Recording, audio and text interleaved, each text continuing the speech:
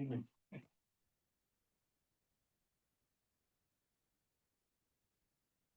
Lauren coming? She's downstairs waiting to see if anyone else is coming in the door. Very kind of her. Come up in a few minutes. So I was quiet there. Open. 4 people. I here. see you now. Yes. Guess I can sit at the table. This is. Hello?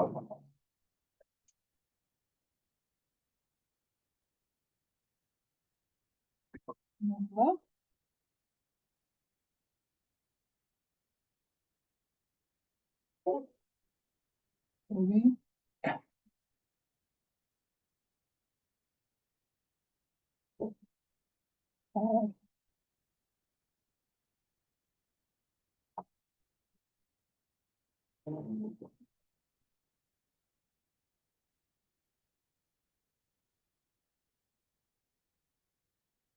Okay, can everybody online hear us? I can hear you, Right. Emily. This We is hear you fine. Mrudula. Can you see us also? Are you seeing me eat my cookie? I cannot see you. I see the screen. Probably because the owl isn't plugged in yet.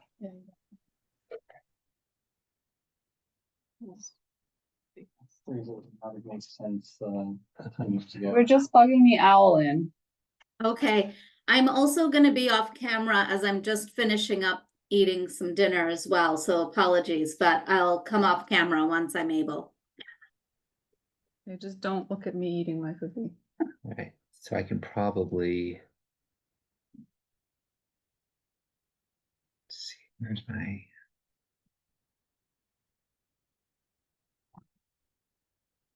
Turn on my video now, so they can see us. You want to put the view into everyone view instead of just focused on.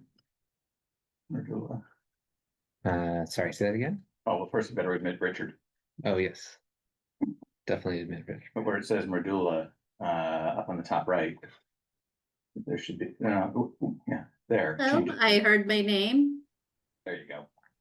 And now, there you go. Now you can see you. You'll see Maybe me. just move it a little away, move the camera so it's, No, it's. oh, it's you got the wrong face. camera.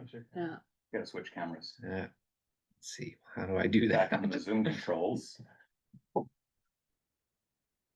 The Zoom controls and video, down arrow. Yeah, owl. Meeting Changed owl.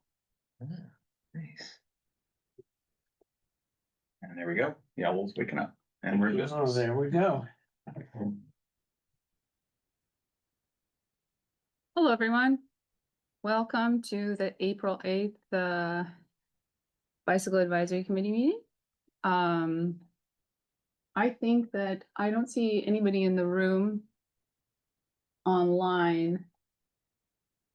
I don't see the room online. Oh, sorry. I hid them all because I thought we were getting to the agenda. Yeah, they won't see, if you're showing that, they won't, just change that view again back to where it says talking Brookline Transport up on the top, I think. Just Okay, change that back. there we go. Oh, great. I don't see anybody online that isn't typically here, so I'm just gonna skip the part where we say our names and go to member updates. So who has a member update?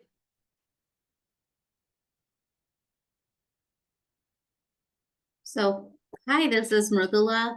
Come off camera for a minute here. Can you all see me and hear me? Mhm. So maybe more just an observation than an update, but just wanted to remark on a recent trip that my family did. We went to Montreal 3 weeks ago. And we went when there was quite a lot of snow on the ground. We got to Montreal and there was a solid, couple of feet of snow still on the ground, a lot of slush.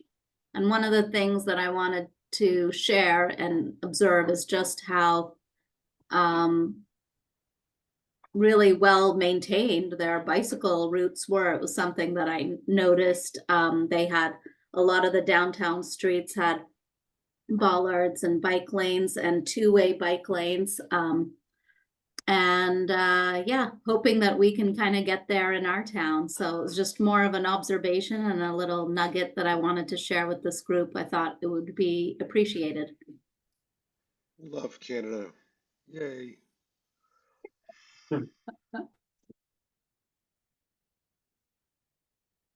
Myrtle, I also go back to Montreal every summer and marvel at it. Yes, we went for a college visit. Ooh, exciting.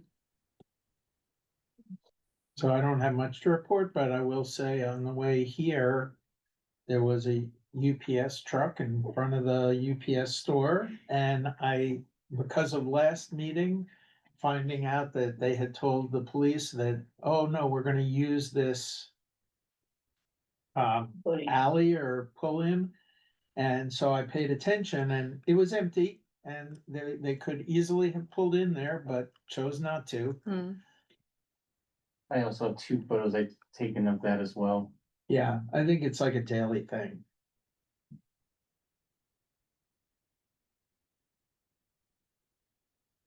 Great. What's the alley that they're supposed to turn into? So next to, I guess it's the mail place that, yeah, but they're next to the building where the UPS store is in Coolidge Corner on Harvard. There's, I don't know whether you would call it a driveway or an alley, or it doesn't go through to another street, but there's a pull-in, which apparently they've told the police that that's what they use for their trucks to load and unload. But I have never seen a truck in there, and I've seen it lots of times in the bike lane. And to the extent that I've even seen it blocking traffic that actually spills out onto Beacon Street. Yeah, I've seen that too. That's that, I mean, we're gonna get there, but that's that corner of Harvard and Beacon where we passed for the concrete. Okay. Non-member update? I'm gonna do mine first. Of course. Now I'm anxious to hear what you're anxious to share. Biking Brookline is working on new election materials. So if you are not a member of Biking Brookline, become a member and check out the candidate scorecards.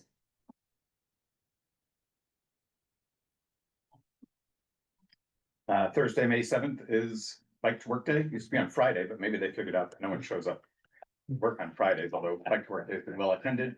So we've got 2 branches from Brookline leaving at 7:10 from Date? Brookline Village. Give me the date. May again. 7th, Thursday, Thank May you. 7th. Yep. 7:10 from Brookline Village, led by Emily's friend Hassan and David Crook.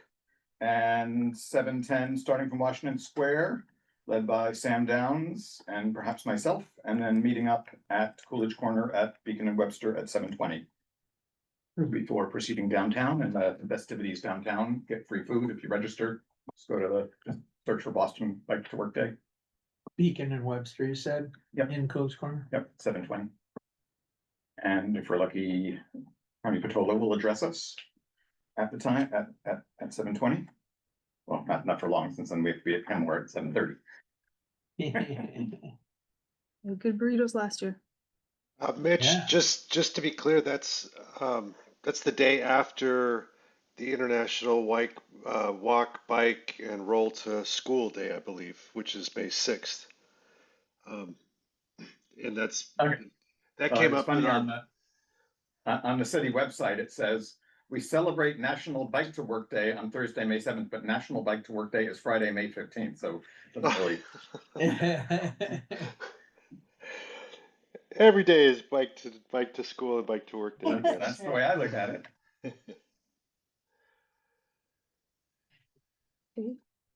We'll move on to the police report. So I wanted to say, I forgot this part at the beginning of the meeting.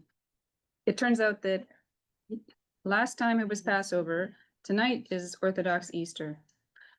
So we're without Anthony tonight. So I met with Jan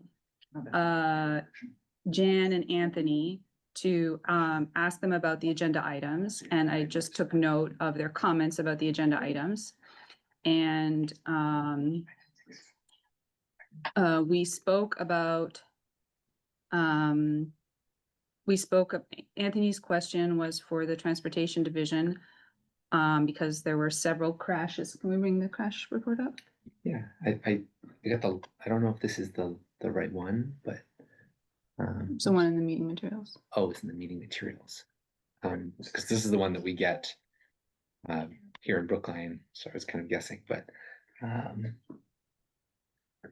so it's where would I find it here? You go to meeting media, oh no, meeting overview, sorry. And there should be police report there. Yeah, that's all the meeting materials.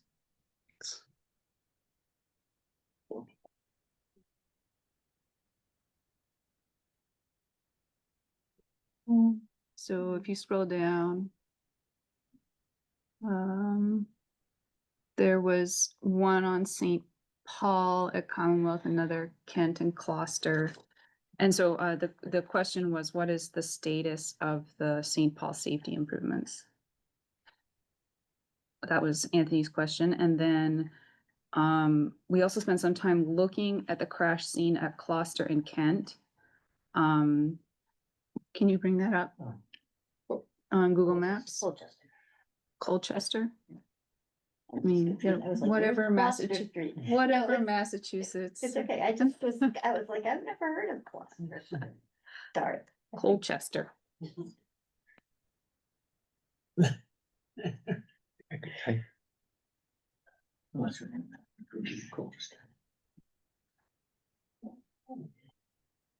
thing I hate about Zoom is this window you have to keep dragging around. Yeah. Can you like tag it to like the side or something? I don't think you can Yeah. in Zoom.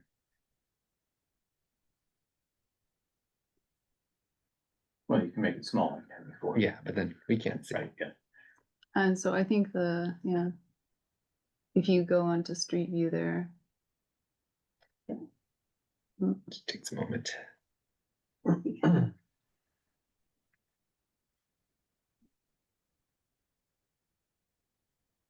On a mouse? Yeah, sorry, you think I would be able to do this well, but I'm used to doing it with a mouse. Yeah, but it. I think if you click the image on the left, that might just dump you right to it. Yeah.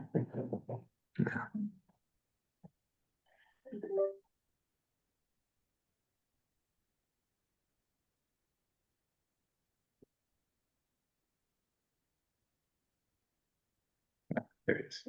Yeah, so it's the intersection of Kent and Colchester. And one of the things that we observed is there's no stop sign and there's no crosswalk or paint to indicate, stopping at an intersection. So Jan offered to draft a memo about that to the transportation board. And then I'll leave the rest to you guys about the police report. Let's go back to the police report.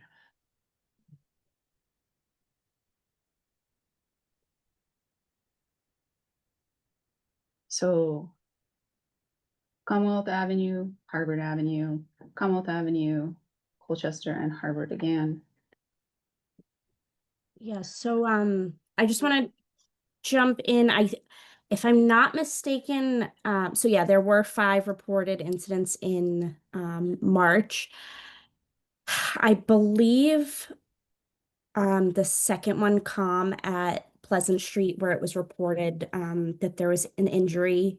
I believe that one actually may have happened on Ave in Boston, which is likely, if I believe I was actually working that day when that call came in, and that was the callback, which would make sense that there was no report taken, because that report would have been taken by Boston as opposed to Brookline.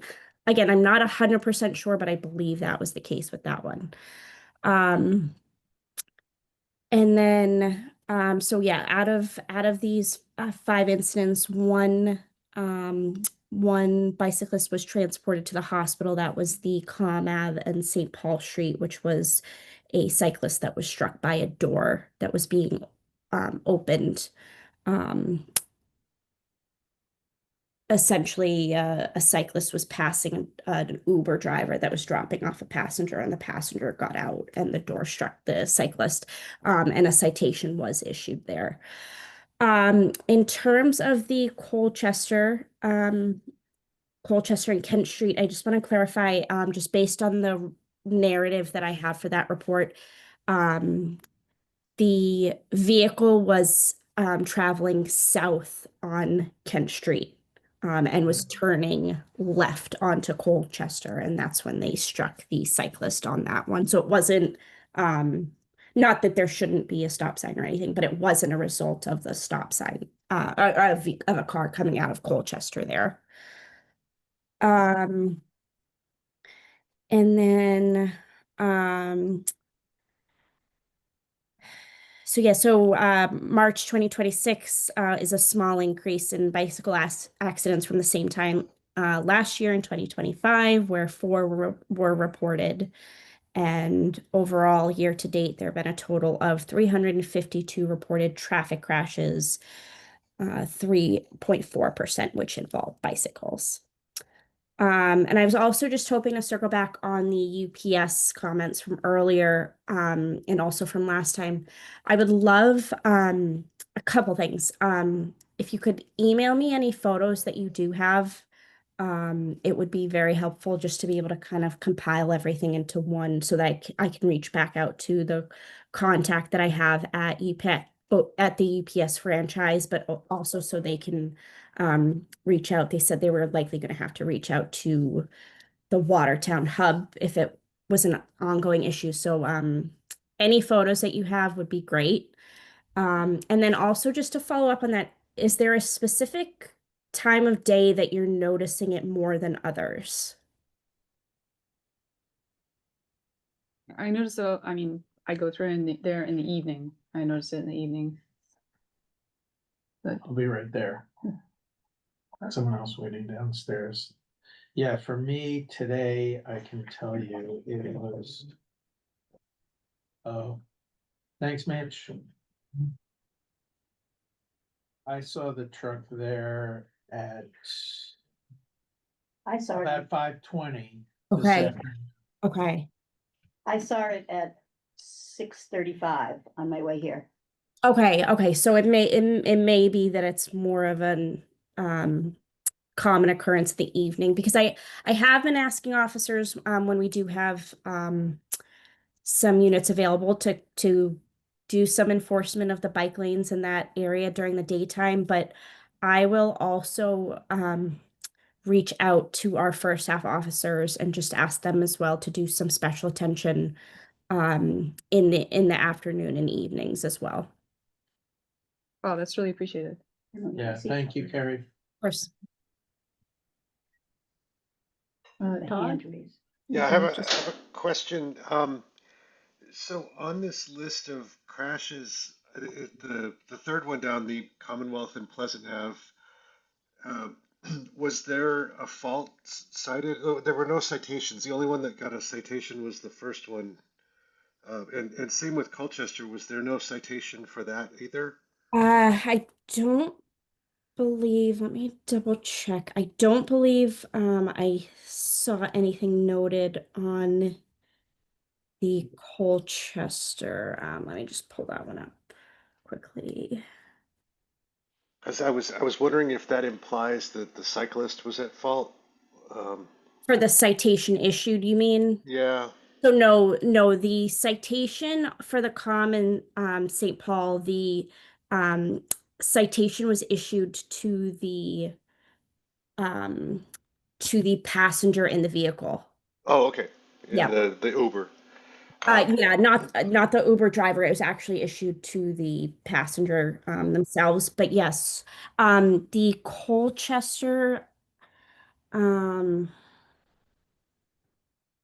I don't see anything in the narrative about a citation being issued. So I would my assumption is that there wasn't. And then in terms of the other one that you asked about, this Common Comm Ave and Pleasant, that was the one that I believe, if I'm not mistaken, I believe that one occurred in Boston on Comm Ave, just at the intersection at St. Paul.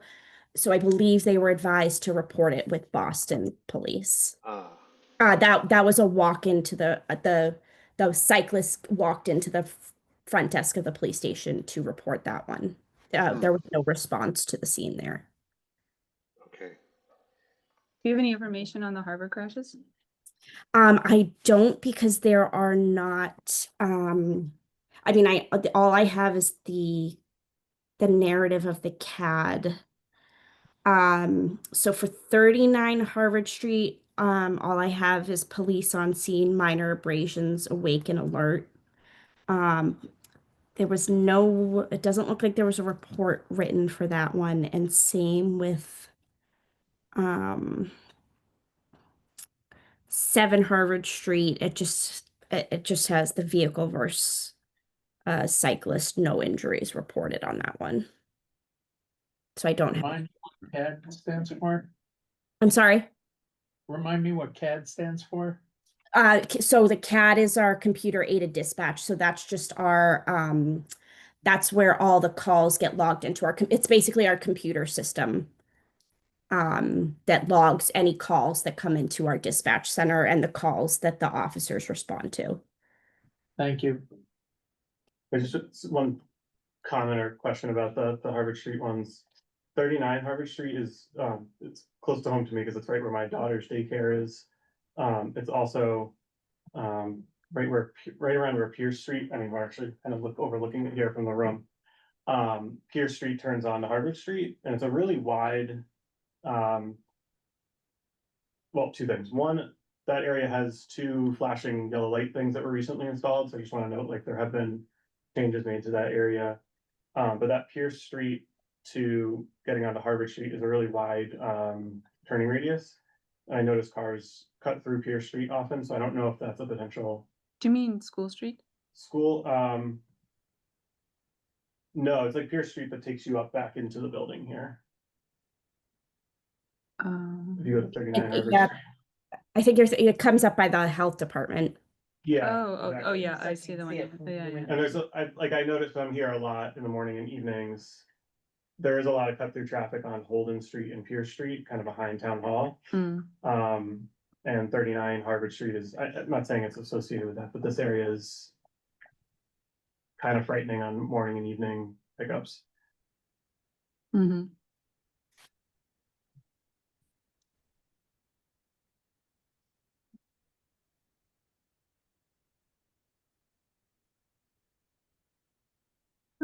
Anybody else have any more questions?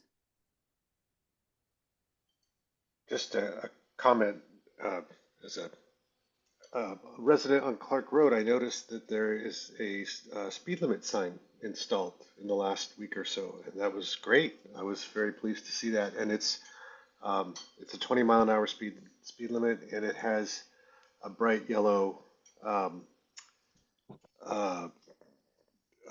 It's a 2-part sign. There's a bright yellow part above the speed limit. I can't remember what it says, but it draws your attention, so it was great. I didn't know that was coming. Clark can often be a cut through, and people go very fast on this road. So I'm also looking forward to the traffic calming measures that are due for installation very soon, I believe this spring. Great.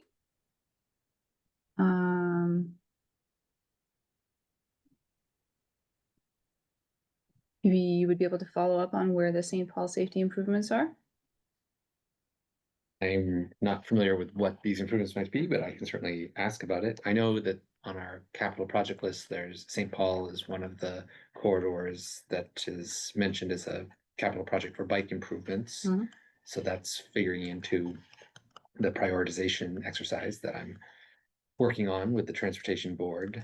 Is that what we're talking about, or is that? I don't know. Do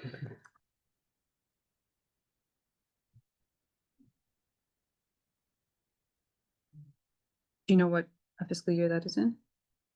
It's just a project that's listed for prioritization, so this is the step that the board is looking to set up its priorities so that it can be programmed into the capital plan. I see.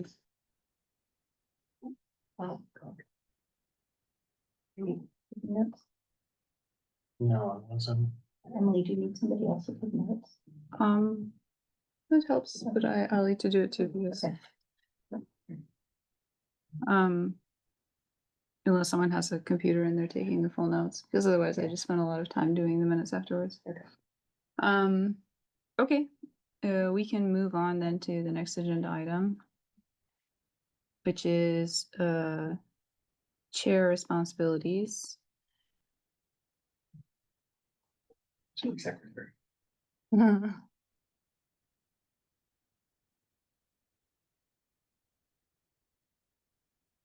So, I found this document on the BAC Trove, which Mitch passed down to me.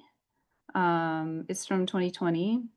I think some of the items on it are not necessarily pertinent now to the role of the BAC because some of them are more advocacy based and have been taken over by Biking Brookline, and we've stopped doing the bike counts. But there are a lot of other things on there that I am simply unable to accomplish as chair. I'm not able to monitor all of the select board minutes and go to all the transportation board meetings. And I know watching David Trevette, who makes part-time job of his chair responsibilities on the PEDAC, it's really valuable to have people doing that. So I am hoping to just talk about like how we can split up more of these responsibilities, and also Anthony had some good ideas about how to make sure that kind of like the role of the chair is passed on in a good way, like maybe having a vice chair, and talking about like how long terms should be so that it's not just until someone gets sick of it and And refuses to and continue. refuses to do it anymore, right? You know where I'm coming from now, no? Yeah, no, I mean, I knew where you were coming from before it was handed to me too. So on this vein, I also wanted, to give, like, I've been chair now for a year. I wanted to give people the chance to, nominate themselves, nominate someone else, renominate me, nominate themselves as vice chair, as secretary. I will leave the discussion open. Well, I would like to just say thank you for doing a terrific job. I know you weren't leaping forward when we were looking for someone, so I Okay. want to say thank you. Thank you, Bob. You're welcome. You want to be vice chair? The thing about it is that I just, I'm like so fearful of not delivering on what I need to deliver on, because I travel a lot. I'm doing some volunteer courier stuff for medical products, human product. And, it'd be great if someone else can do it. I don't want to leave you in the lurch, and that my instinct is to say, sure, I'll do it, but I'm just worried that, Okay. yeah, It can be someone new as well. Someone interested in participating more in committee stuff. So What are your maybe, thoughts on co-chairs, two chairs versus chair and a vice chair? what are other people's thoughts on it? I mean, I don't. Well, I mean, Yeah. you have the job, or maybe I should ask them, because you were chair. I mean, the bike committee has never had a co-chair, but any committee, when you have co-chairs, they need to have some kind of agreement of who's doing what, Yeah. right? And inevitably, in this kind of situation, I think often one person ends up pulling the weight. Yeah. Unless you really have a strong agreement between the two, right? Like if, two people knew that, oh yeah, I'm away January to June and I'm away July to December, and they say perfect fit, bingo. Can I Mhm. add not on this? Can you identify particular tasks that you would like to unload? Like, I think if you said it would be really helpful if somebody would do this and take that off of my plate, then somebody could say, yes, I can do that. It would be really helpful if someone would monitor select board meetings and pull out any bicycle related items. Same thing with advisory. It would be really helpful if someone was monitoring advisory board and pulling out any bicycle related items. And specifically, you mean the transportation? Or you mean all the advisory, be it the pedestrian and the, No, I mean advisory, advisory, the advisory. Yeah, because I mean, we see often that our budget items go in front of them, and if we're not there to speak on behalf of our budget items, they disappear. My understanding of advisory committee, it's really a whole bunch of subcommittees, right? Is there a single committee that handles There's that stuff? at some point, DPW goes in front of them and presents the budget. Okay, so it's wherever DPW is going, which is probably a particular subcommittee. Right, yeah, like budget basically, yeah. subcommittee or something. And it can be the difference between getting your $50,000 or not getting your $50,000, that someone's in the room to say, I want that money. So, You didn't mention transportation board. You're handling that one. no, I mean, that's one of the ones. Transportation board. I would at least like it if someone would, like, if I could go to every second transportation board meeting instead of every transportation board meeting. Yeah. So, Yeah, I might just also mention that we're talking, it's not certain, but we're talking about increasing the frequency of transportation board meetings. Just because there's so much on the agenda, I guess, that they're going very late and the last one was till like midnight or something Yeah. like that. It was pretty insane, yeah. Emily, are you limiting this just to current members of the bike committee, or? No, if there's a friend that can take up consistently that, then yeah. I would, how often does select board meet? Select board is every Tuesday. I mean, I don't think you need to go every Tuesday, but I think we in general need to be able to know that there was something there and we can watch the recording or whatever. And is it, I'm saying this too, because I ended up listening to 6 hours of the select board meeting last night, and so Oh. I'm kind of diving into this more. Do you need someone in attendance for them, or is it just monitoring what goes on mostly? Just monitoring what goes on, yeah. I mean, Yeah. the thing is to monitor, like to know that, like, for instance, what happened with the Green Routes plan. Right. The Green Routes plan went before the select board. No one was there in the room when the select board considered it. The select Yeah. board looked at it and said, we want multimodal transportation. So someone needs to be there to say, oh no, wait a second, actually, there's the reason this is before you. You know, if one of our capital items is coming in front of a committee, someone needs to be there. So it's about being there real time. It's not about monitoring, because monitoring, you can go to the big recording of it and watch it double speed, which I do sometimes. Well, I mean, it's both, right? Because those items don't come up very often. They come up like once or twice a year. So Like it's, Harvard Street came up unexpectedly last night in the meeting. It wasn't like. On the agenda. what can Well, you do about that? No, exactly, but like, just if the bike advisory committee wants to be aware of that particular topic or particular project, having eyes on some of those things when they come up randomly is helpful. Yeah. I mean, it's less about, ad lib conversations at the select board. I don't really care about that. What I care about is if our capital items are coming up in front of committees, someone needs to be there to say, our committee asked for this. Because practically all other committees do that. So we need to also do that. And in that case, someone needs to be present when that happens. But on the other occasions, if it's just monitoring it to know that it's going to come up.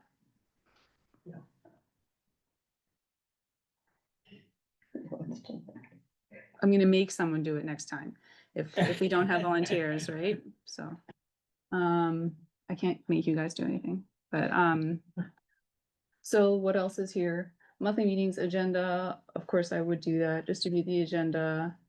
I'm trying to do a better job of getting that out before to you guys, so you guys have the meeting materials. We haven't talked about this, but, Mitch found that nobody reviewed the minutes. Put some white elephants in there, so we stopped reviewing minutes. But if. Which is not a requirement. No, They it's not a don't- requirement, Right. but if people would like to review minutes, people should know that you have the right to ask for minutes to be reviewed. We're just not doing that because we decided a while ago not to do that.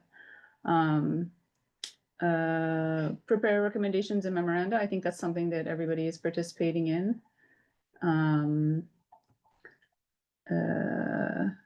Let's go down a little bit.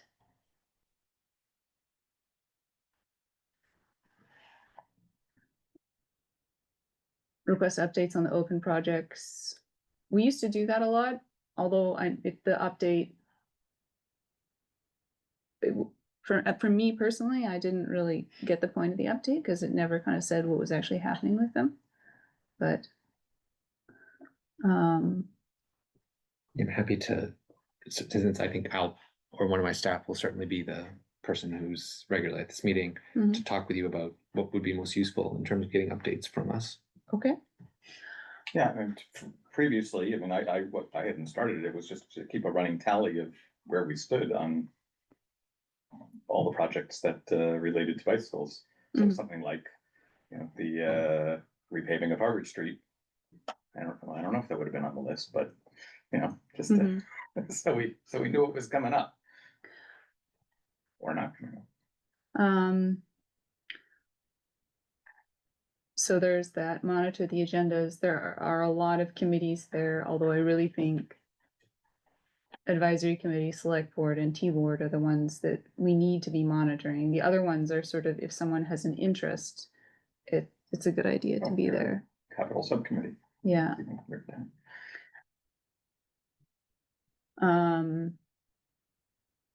I think the notify advocates about issues is not really an important thing. And oh, I see Myrtle has her hand up. Yeah, Just go. I'm just curious, is there any consideration or is like, some of these long meetings, if there's a need for monitoring or reviewing minutes? I'm just wondering how much we might leverage things like Copilot to help, like the meetings being recorded. Meeting minutes can be drafted. I'm just trying to bring some of the things that are getting pushed at me at work productivity and to see if anyone's if those are also solutions for some of the items or tasks you're listing here, Emily. Yeah, absolutely. If someone wants to not attend the transportation board meeting and simply tell us what happened after asking giant cloud of data what happened, I would love that.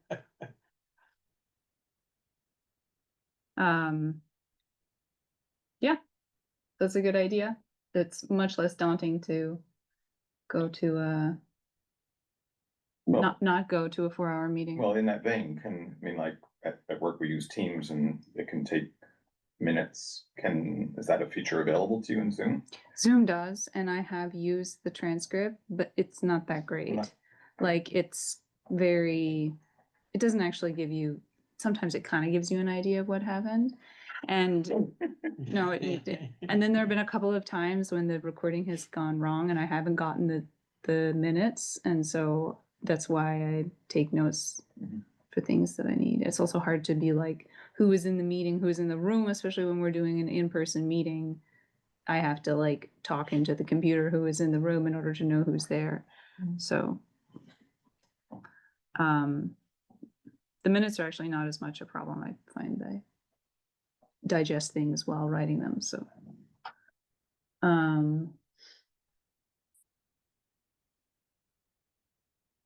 so notify advocates about issues. I think Viking Brookline is doing a good job with that. The bike counts we're not doing anymore because we didn't find there was a whole lot of value to it. I think the Green Routes plan, there's still value in updating that. So we'll have to think about a new edition of that at some point and exactly what should be in that. I think 10 is gone. And maintain communication lists. I mean, I maintain an email list for our meetings, but there you go. So there are a lot of activities. So that communication list, there is, I mean, it's getting old now, but there was a giant MailChimp list of hundreds of people that I used to use occasionally. Yeah. But I don't send them like our meeting minutes, so. So there you go. I would like some formal help from Yeah, other sure, people. I'll do that, but that's like minimal. Yeah. But I'll volunteer to do the Green Routes plan. Okay. Mitchell and I will volunteer to do the Green Routes plan, but that doesn't take weekly select board meetings But- off your list. But of course, part of the hope was that, and that was Amy's vision, was that the Green Routes plan was going to be nationalized or townized. Good one. I'll take some of the committee work. I can do some of the monitoring. I'm not sure if anyone else wants to help with that or whatever, but I'm happy to divvy up whatever makes sense. Do you want to do one of the committee monitorings? I can definitely do that. Which one? I don't have any particular persuasion, but whoever's most arduous, it sounds like transportation, select board are probably the most arduous of the two, or of the set. Yeah, I mean, for the select board, I do think it's actually important that someone be there, not just that someone listen to the whole thing. Mhm. Because sometimes it's important that the person be in the room, but for the select board, certainly. If you were monitoring agendas to say whether or not there's an item coming up that could interest us. Yeah. Anything that says like TPW, transportation, that sort of thing. So if you think about, like, transportation board is frequently dealing with bike issues, select board isn't occasionally dealing with them, but it's perhaps more urgent, and advisory is dealing with them even less, but that's where the pedal hits the metal on dollars. What about our liaison? Does he still exist? Have you had any efforts on that? I mean, he still exists and I sent him the meeting materials ahead of time and he occasionally comments on them. But it's, I'm wondering if in reverse, it's hard to say somebody else should be doing this, I understand, but if somebody could, who is on the transportation board, some of whom are at this meeting right now, could in advance say, there are going to be some bicycling things on the agenda, Mhm.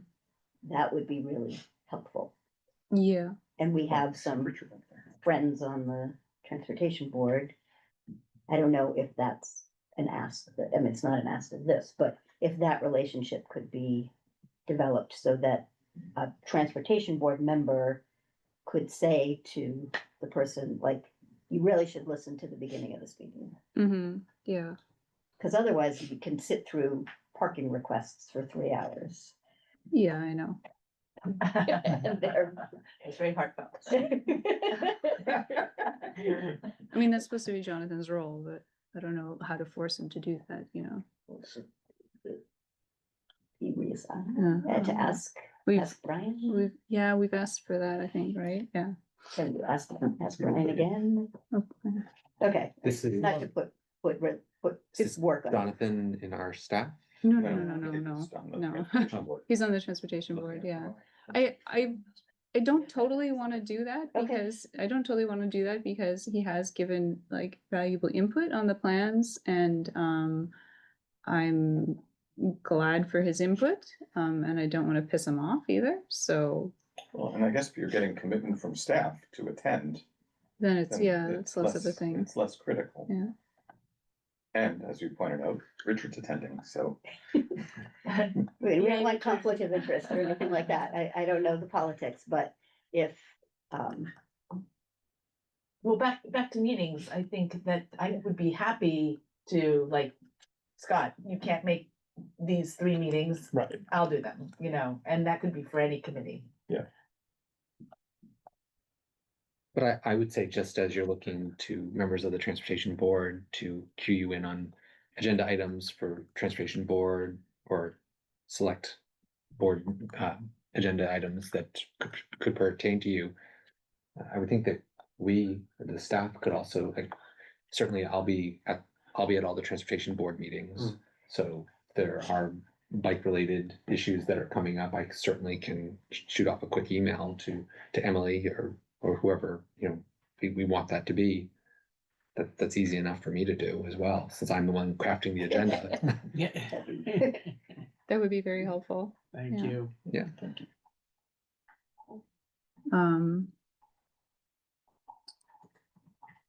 So I wanted to go back to these chair responsibilities.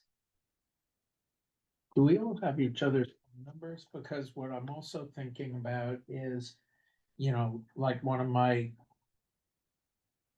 hesitations is about my travel and not being, but I'm wondering if people had my phone number and like you couldn't be at a meeting and you were like, hey, next week I can't be at the select board, can, you know, you cover that?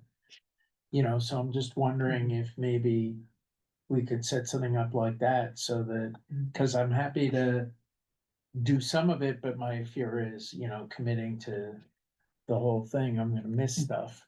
I almost think of it like, what if we had like a shared a spreadsheet or something which had the meetings when they occur, and anyone, if someone's like sat like, oh, I can go to that meeting, Oh, yeah. I can go to that, and then I'll put like whatever I learned based on that. Like that way anyone could participate and just say, hey, I got the select board meeting this week or whatever that is. That's a Would good a idea. shared calendar work for that? It could. Yeah. I like that idea. I, like you, I hesitate. I'm not able to, for like upcoming travel or just work commitments or late meetings. Sometimes I have calls with different continents that I can't always predict, or deadlines that pop up. I'm not hesitant to commit to a routine schedule, but I like the idea of the maybe a shared spreadsheet with the meeting lists and maybe taking turns.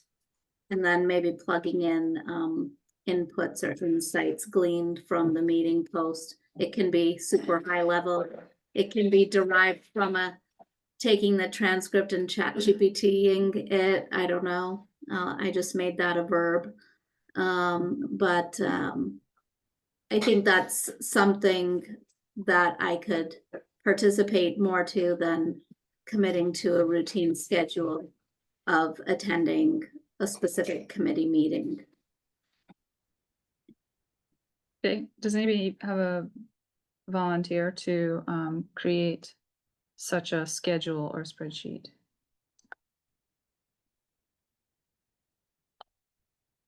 I mean, I could take a stab at it. I'd love other people to critique it though, because you know that my skills are up to snuff, but I'm happy to I take can do it. What kind of, you thinking like a Google Calendar or? Does that make sense? Google Calendar?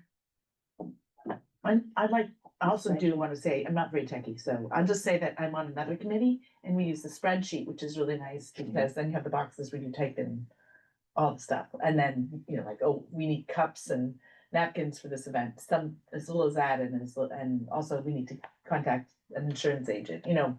But can you do that on a calendar where you have notes like that, or? You can have notes. Okay, whatever, I'll think about it. I'll Yeah, volunteer. you'll, okay, great. Thank you. You'll pick the best product.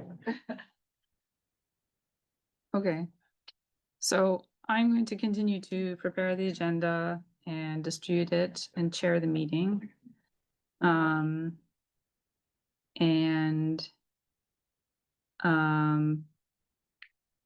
we are all going to continue to prepare memos as appropriate.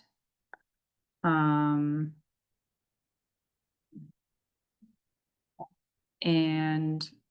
I will continue to request updates every few months from the Transportation Division.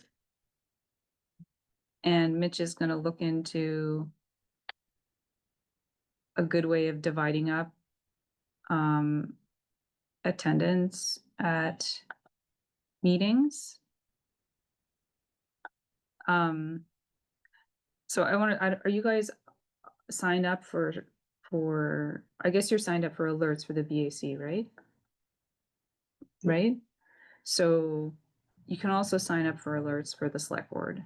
And that for the select board, it consists of just reading the agenda and telling me that there's gonna be something, and then either I can go myself or I can tell someone else, can you go, right? Same thing with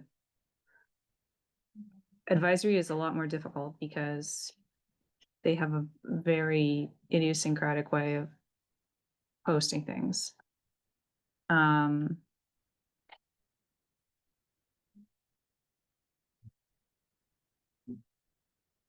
We don't currently have liaison with pedestrian shared mobility. I'm fine with that if people are fine with that. Can't do everything. And the Green Routes plan. I think we should have a conversation with the transportation division at some point about what they actually want from the Green Routes plan. Because in the past, it's been a plan that, you know, previous transportation staff has looked back at to understand what we're hoping to see. And now you've got Complete Streets, you've got Vision Zero, you've got the Green Routes plan. It would be helpful for us to know what kind of input you need in order to make it useful for you guys. Yeah, I mean, I think very quickly, I think a good time to talk about that is when we are talking to the transportation board about the prioritization for the capital investment plan. Because certainly all those plans that you just mentioned are, in terms of the draft tool that we're putting together, are integrated into that tool. And one of the conversations for the transportation board will be in terms of weighting each of the criteria of which these plans are associated with, how much weight do you give to each of them? And that will be the transportation board's decision to make. So that would be a good point to be part of that conversation and see what the transportation board is thinking about how those plans kind of balance off one another. Yeah, I mean, the past, the Green Routes plan has been a little bit more specific than that. It's been like, you know, Pierce School is located in this neighborhood. The kids are coming from these locations. We've identified these issues on the streets. We'd like, if you're redoing those streets, that you look at those issues. So if that's no longer something that you guys need or find valuable, then I don't know. We should have a conversation about what you guys would like from it. Oh, and I think, yes, so I jumped straight to the big capital plans, but for the what we're calling smaller projects, I guess would be how I'm kind of phrasing it, like specific intersections and the like. Those would be things that, at least my understanding is that the transportation department is still under the purview of that we are handling that, and we kind of come up with our own prioritization. I'm trying to build our own prioritization tools to be able to assess which of those numerous projects that are on the list right now do we take the dollars that I'm not even sure we have quite yet and do something about. And I think my plan is I want to get the transportation board to approve the capital project prioritization, because I think our smaller project prioritization will be based off of what the transportation board is doing. Maybe not all exactly the same criteria, but certainly similar criteria. So I want to make sure that I get the transportation board stuff set first. But once I do that, I think you're correct that the transportation department is where we will have those conversations about a specific project that is on the Green Routes agenda, for example. Okay. And could I just jump in a sec? So I think, Emily, as we're talking about like this list of the chair responsibilities, I think I've also heard us say some of the items are no longer relevant. So it might be helpful if we revise this task list of the chair so that it's also current to what we're saying from today as well. Like I think we've heard the like 6B, I guess, or Viking Brookline is doing a great job, which I agree on the 7A, like notifying advocates about issues. So things that are no longer relevant since this list was made from several years ago, maybe we can also update. And Yeah, it- I've edited it down in the meeting minutes and I'll save it to a separate document. And then we can talk about next time about like how we're doing the agenda monitoring and stuff. Back on the green routes plan, Mhm. so in 2022, the town put out a transportation and mobility plan. Mhm. I mean, how do we see 50-page document? It ostensibly includes cycling in there. How do you see the green routes plan? I mean, shouldn't it be part of, I mean, other communities have gone to a transportation and mobility plan. Well, the green routes plan is mentioned in the transportation mobility, isn't it? Right, but I mean, like we were saying, the whole thing, I mean, wouldn't it make more sense if the town had the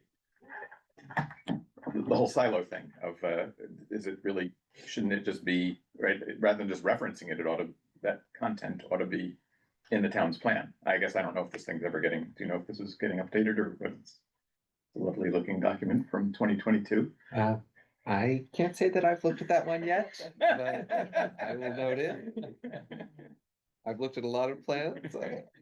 There you go. I've seen it now. Okay. But maybe. Okay, so I'm Yeah, gonna move on. Yeah. I'm gonna move on to the next agenda item. What? It's the same document. I just say Control F. Okay, and you're saying in there, it Yeah. references yeah. I think we're moving on to Harvard Street now. Yeah. Dan is smiling. No, yeah, I am smiling. I mean, I'll always just say, smiling. I'll say a couple words and then I'll let Rob go. I know this, and I want to do the best thing for everybody. I mean, I'm trying to get roads done quick, but I know, I think there is a missing step and I'll take the heat for it. Should have probably run these marking plans through you to look at and, review and get those back. And as part of this whole prioritization process that Rob's talking about, my goal is we set schedules and we'll have our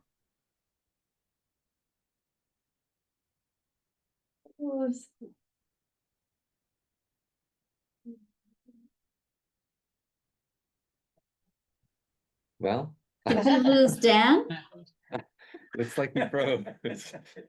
Well, I can try and carry on for him. And hopefully. Oh, Can you hear me he's back. now? Yes, you're back. Dan. I'm sorry, I had a little trouble, but I'm just hoping that we set the PMPP projects. Yeah, I'm sorry. Let me try again. Rob, you go ahead. I'm sorry. Okay, well. Turn your video yes. on. Yeah, Okay, I think what Dan essentially was trying to say, and Dan, certainly feel free to jump in.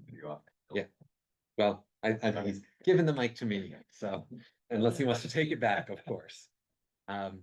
So, we have this PMPP plan, and I think ostensibly what this plan is meant to do, it's meant to address pavement deterioration and roadway conditions.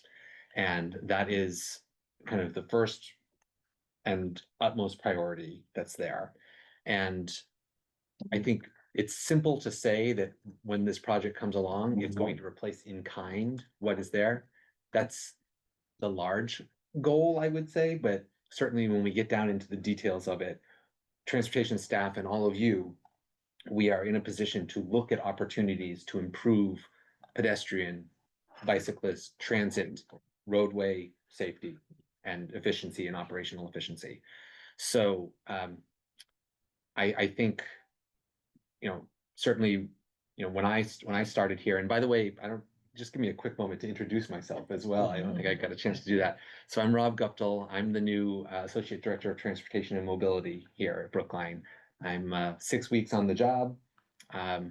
My background is I recently came from the consulting world where I had a short stint there, but most of my career was spent in public service. I was over a decade at the MBTA, where I was in the capital budget office doing prioritization work, funnily enough.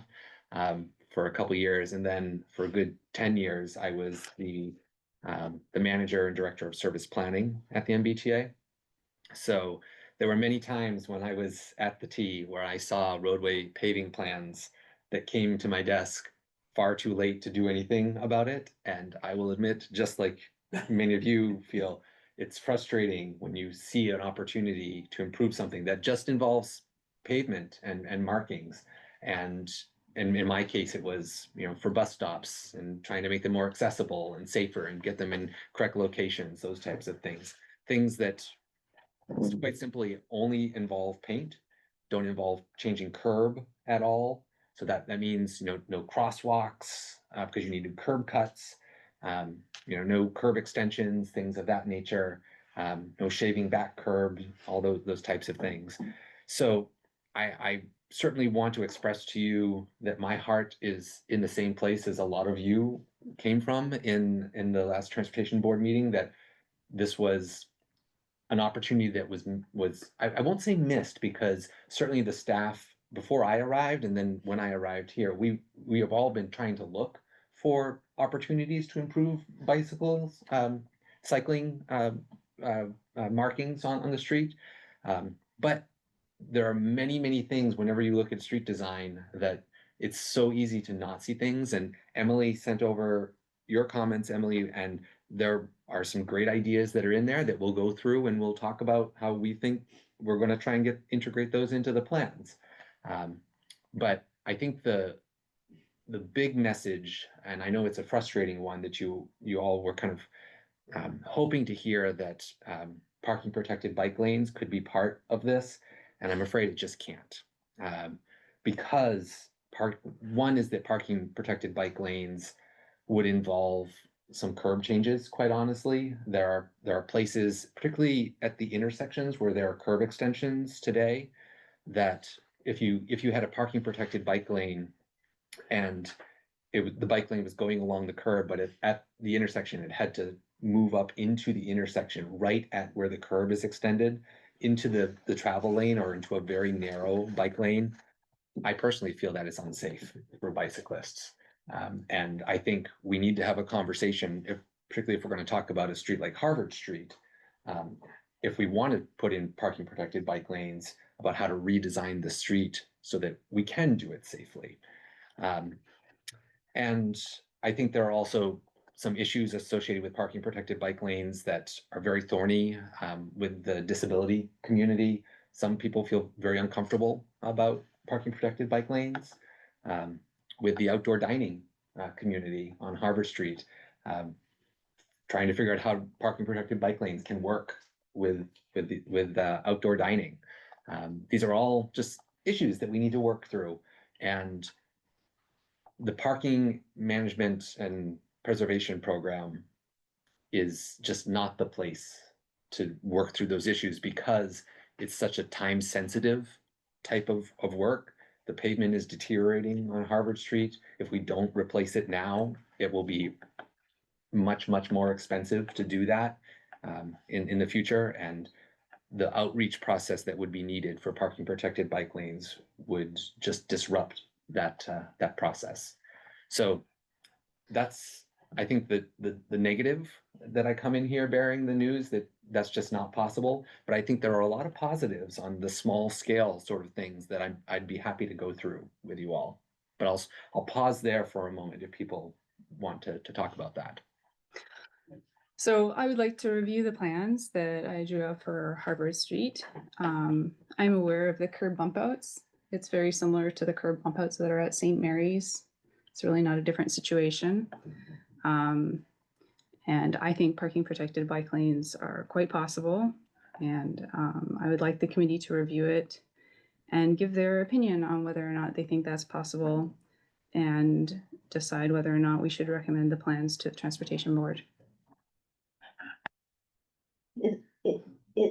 It doesn't, it sounds like it's this all or nothing, like there's no, I'm wondering whether there are certain blocks where there could be parking protected bike lane, not continuous necessarily. Yeah, I didn't put continuous. We did Right. the priority So- block that we talked about last time. Is in front. I drew it is in up so front that of we where could Right. have a more concrete idea of what it would entail, and also the block in front of Florida Rough and Ridley. So I just want the committee to review the plans, and we can decide whether or not to recommend those plans to the Transportation Board as opposed to what is currently being proposed. Hi, Todd. Yeah, so Rob, you mentioned outdoor dining. Is there currently any outdoor dining on Harvard in that stretch? I don't think there is. Um, but in any case, I guess the other part of my question is if we can't get parking protected bike lanes this time, when is the next opportunity? I mean, it could be decades, right? It could be 15 years, 20 years before there's like a major renovation of Harvard. Um, it just seems like it really we should take what we can get. I mean, I'm with Emily. I think we really need to push for something, and it even if it's for a couple blocks, it creates a line in the sand and it creates a precedent that we can then build on for future projects, not just on that street, but all over Brookline. And I think it's worth fighting for. And working with the mobility community, if that's a concern of theirs, and with restaurants, if there is outdoor dining that would conflict, we should not give up so easily, I think. Thanks, Todd. Let's put the plans up. Oh, Did Toby? wanna Yeah, talk? we can put the plans up while Yeah. Toby is talking. Hi, nice to meet you, Rob. I'm Toby. I'm the youngest bicycle advisory committee member. I don't want to repeat what everyone else has said, but I think in a lot of ways a parking protected bike lane is easier to design than what the other plans have, where you have buffers on both sides of the bike lane.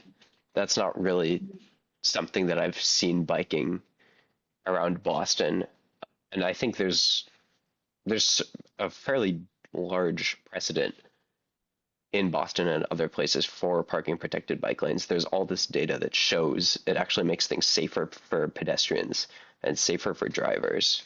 I go to school in New York, and they've got parking protected bike lanes everywhere. They've had them for about 20 years, and I think I understand that there are concerns about how it might change the way people interact with the road. Like, yes, it would be something new for Brookline, but they've been around for decades.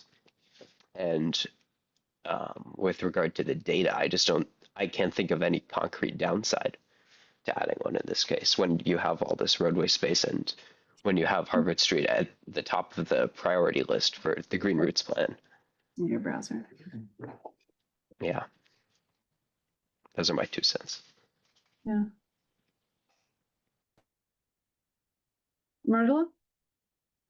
Yeah, also just want to understand from the town's perspective, from the transportation board's perspective, what is the prioritization, you know, because I think priority should be safety. So if I'd be interested in understanding what the specific concerns are from the mobility community with the parking protected bike lanes. Outdoor dining is lovely. I enjoy it.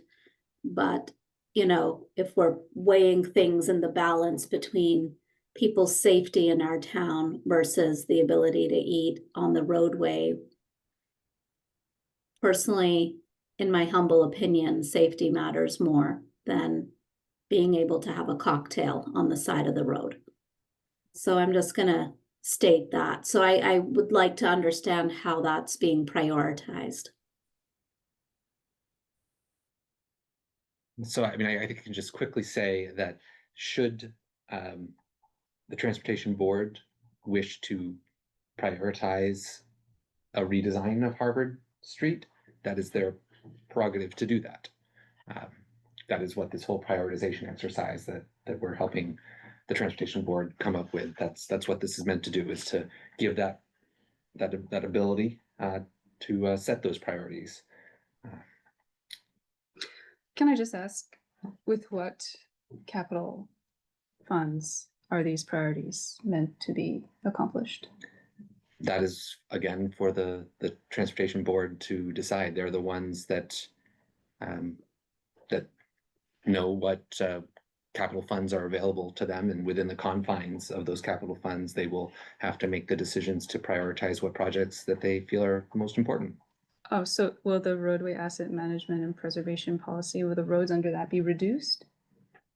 I think if the transportation board decided that was what they wanted to do, they certainly have the prerogative to do that. Oh, Yeah. okay. Can you hear me at all? Am I better or am I breaking up? We can hear you.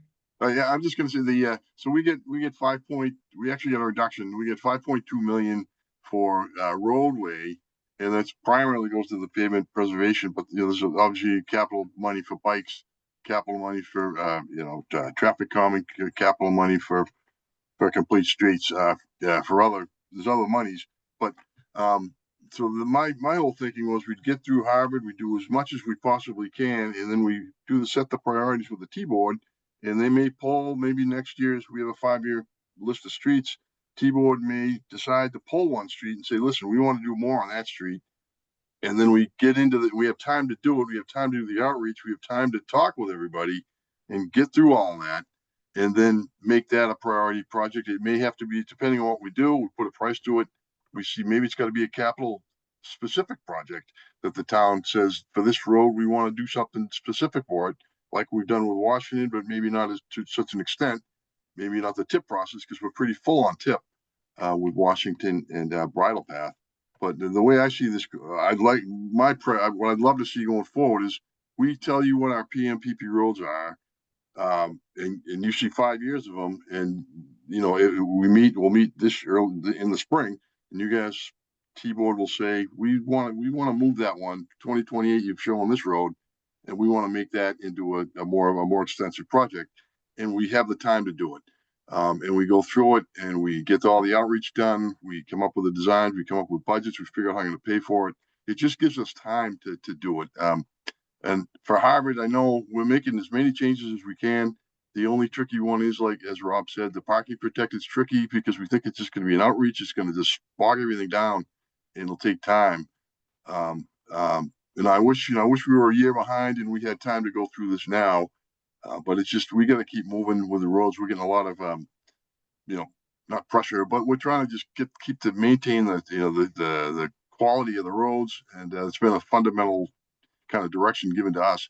But I certainly want to get everybody's future plans and put everything we can for next year. We get, pull a different road, find out how to do it. I'm all for looking for places to make improvements all over Brookline, and build on the network that you've got. And that's all. Thank you. Okay, can I just clarify? Yep. Something? Yes, So the of course. transportation board will remove some projects from the PMPP. Yeah, we'll give them the opportunity. We'll show them the projects, and if there's one, if there's one in 27, 28, 29, we pull that and we say, this is the one we want to focus on.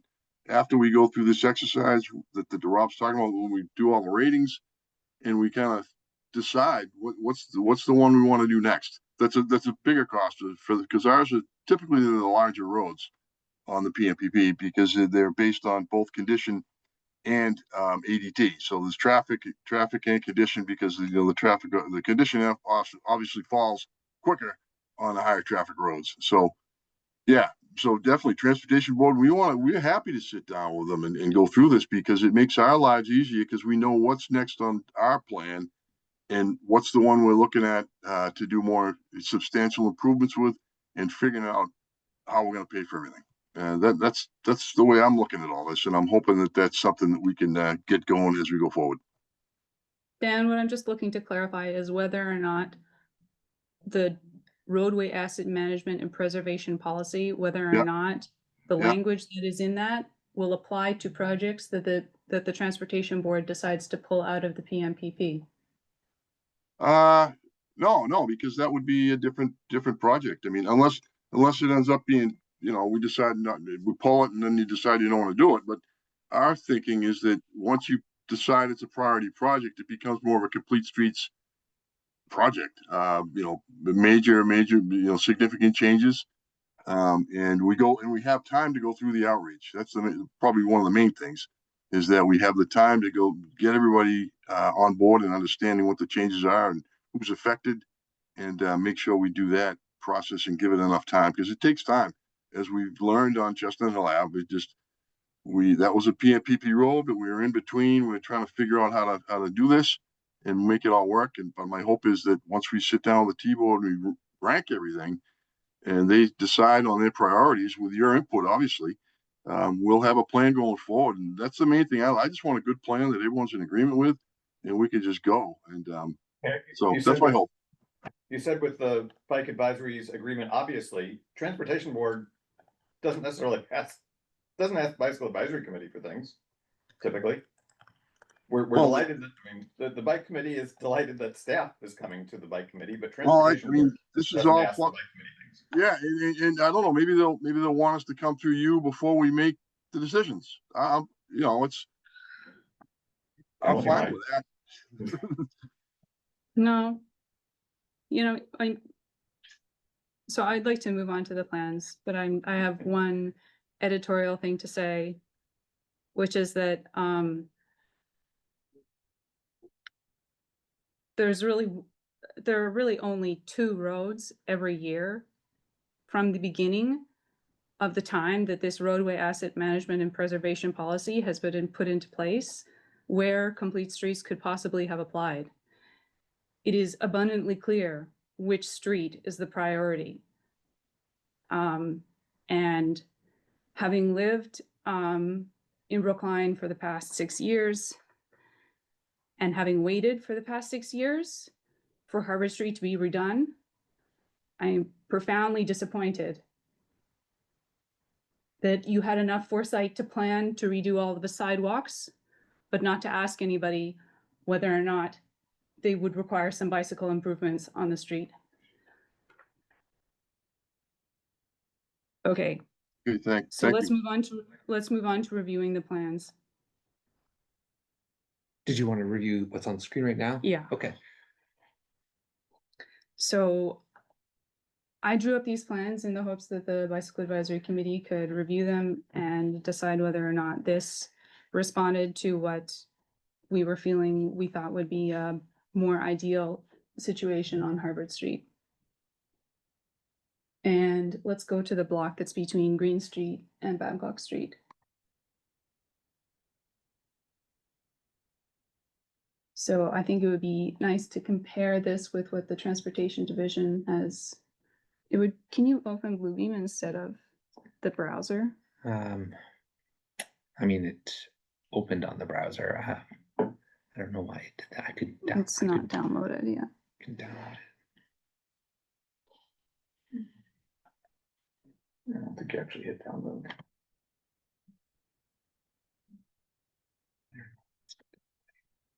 I don't know, download, you just might have to open it.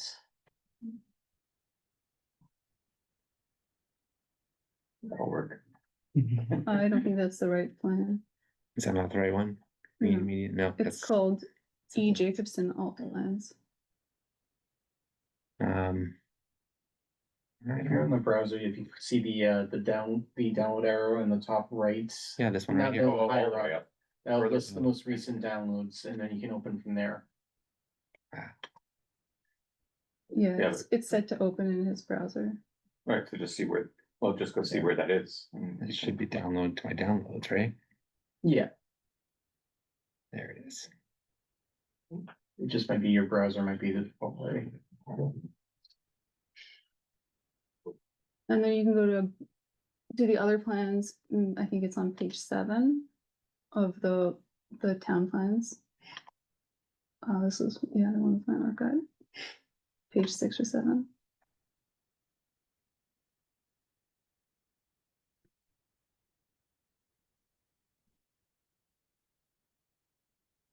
You can move on to the next one.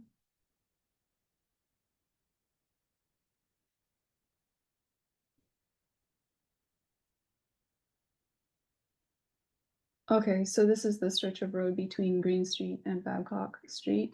Yeah. And the Backless Times said that they had a priority for parking protected bike lanes along there, and let's go to the plans that I've drawn up.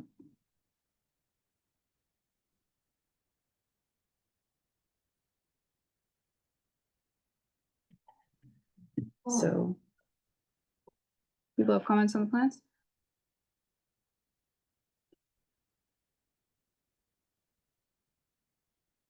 I mean, if I could just jump in, I mean, the one thing that certainly in terms of traffic operations that this plan changes is the elimination of the right turn lane from Harvard Street onto Babcock Street. And that's not to say that's the wrong decision, but it's a substantial traffic operations decision that would take time and a lot of public engagement to talk about and back and forth and everything. So that's, again, to the point of how outreach for something like this just doesn't fit within the timeline of the PMPP.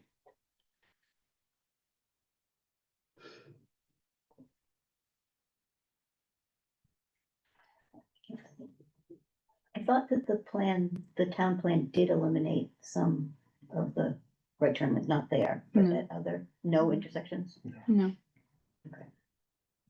You know, that's what I guess I kind of mean by saying that the PMPP largely tries to replace in kind, not changing anything fundamentally about how the street is operating.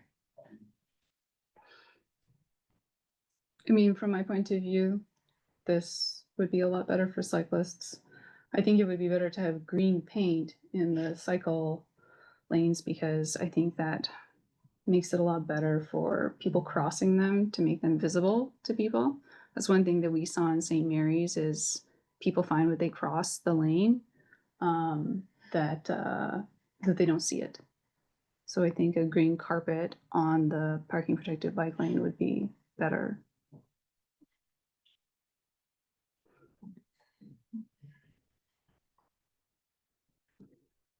How do people feel about the issue of the bump outs that Rob is mentioning?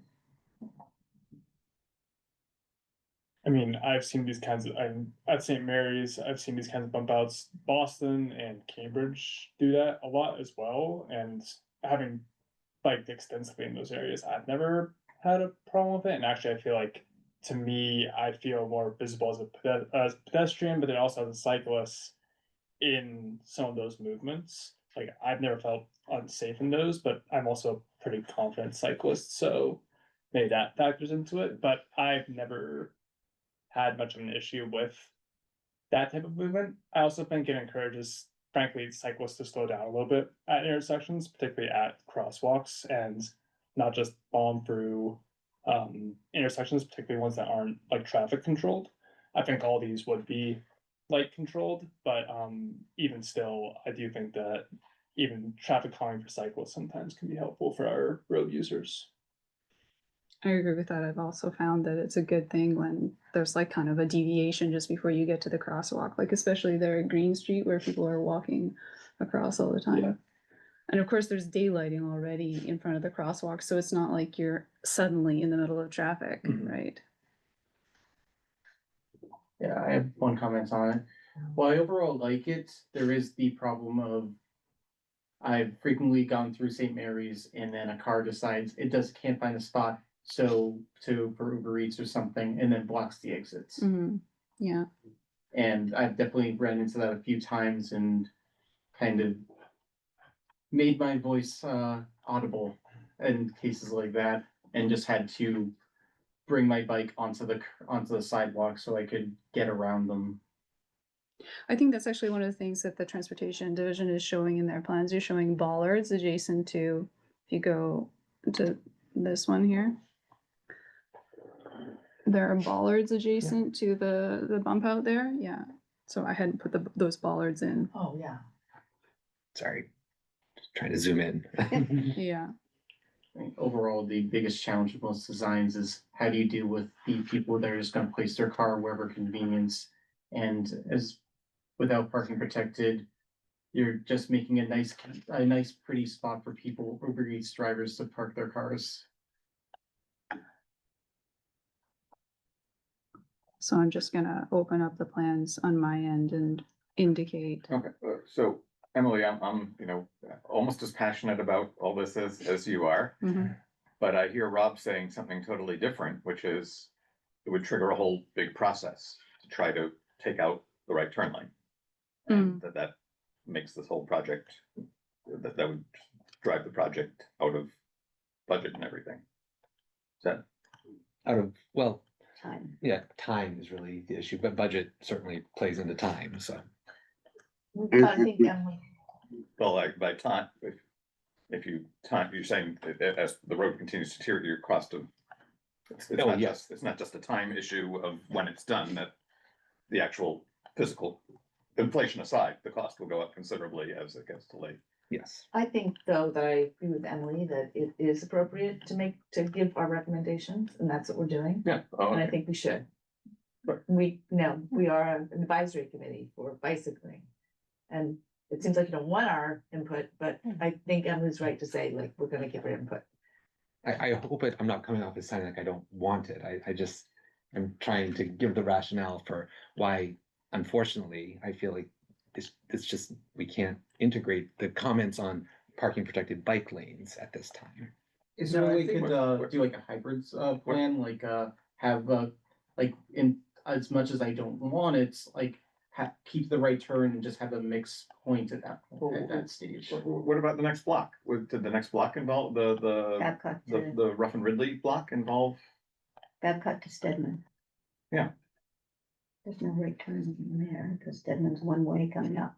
Motorola, just go ahead and say what you have to say. Thanks. I guess I'm also wondering in light of,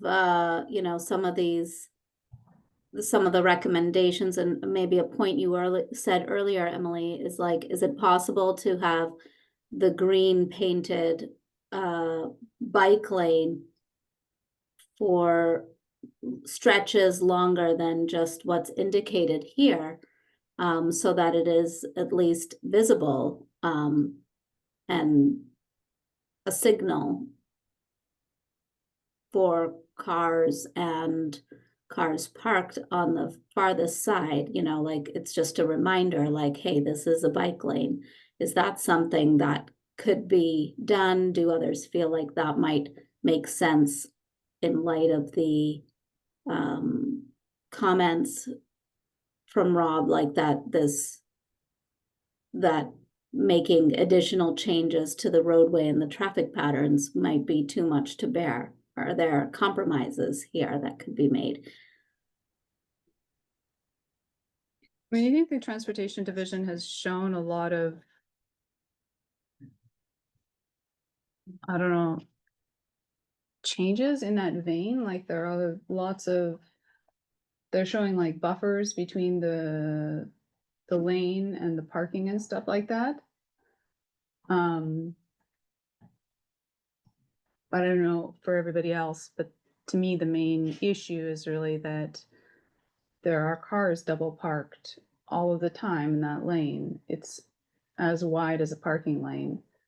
And so I really don't think any amount of paint is gonna stop people from parking in it all the time.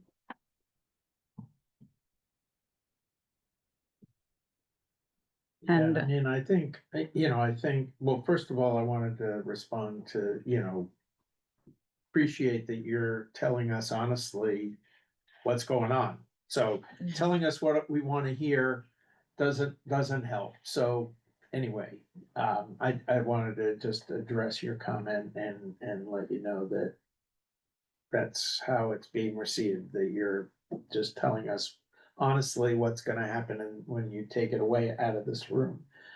Yeah, I mean, I think that the problem with, a bike lane outside of a parking strip, I don't know, it's not a lane, right? Maybe, I don't know. Is that, and especially in an area like this, I mean, there are gonna be people parked in it all the time, whether they're Ubers picking up, dropping off, whether they're people waiting for somebody to come out of JP Licks or the clubhouse, or, I mean, it's gonna be, that is gonna be an issue. So. which can actually make things more dangerous for cyclists who think, oh, I'll ride in that bike lane, and then they turn into the traffic. Yep. So, is everybody okay to just keep considering the alt plans and let's make some edits on them? And then recommend them to the transportation board, or do you guys want to change that recommendation that we made before, that we would like parking protected bike lanes? How are people feeling about that? David and Toby are. Toby? Yeah, I guess the easiest thing that we can recommend is saying we want parking protected bike lanes everywhere except maybe where there's a turn lane, because I agree that it doesn't seem feasible to quickly just eliminate a turn lane like that. But I think we should ask for protected bike lanes everywhere we can get them. Just within this stretch or along the whole street? I mean, I think the whole street, if we Yes, ask for of that, course. it's unlikely that we would ever get that. Yes, it Oh. seems unlikely, but I think we should clarify that we believe as a committee that wherever possible, wherever it doesn't impact other traffic in a substantial way, it seems perfectly feasible to me. Oh, okay. I'll just go back to our memo from before. Our memo from before, we kind of left open.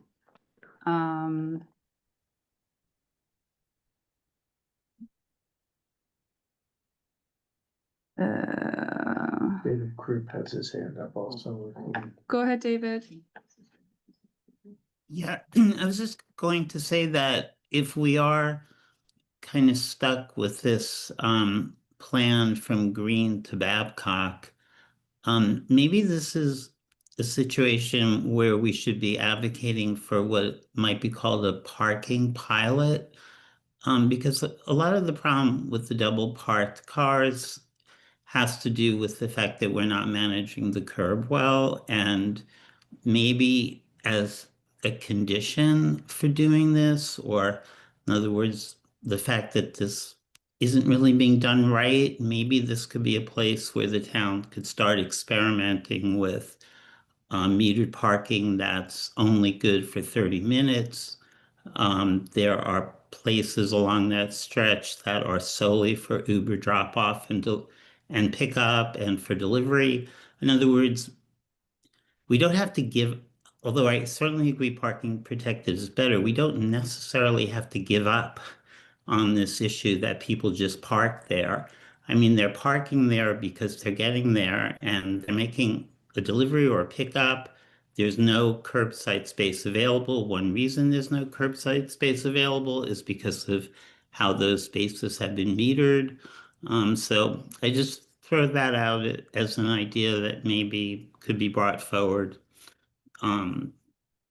to mitigate, I guess, the fact if indeed there's not going to be a parking protected bike lane here, maybe this would be a place where we could see, can we manage the curb better? Okay.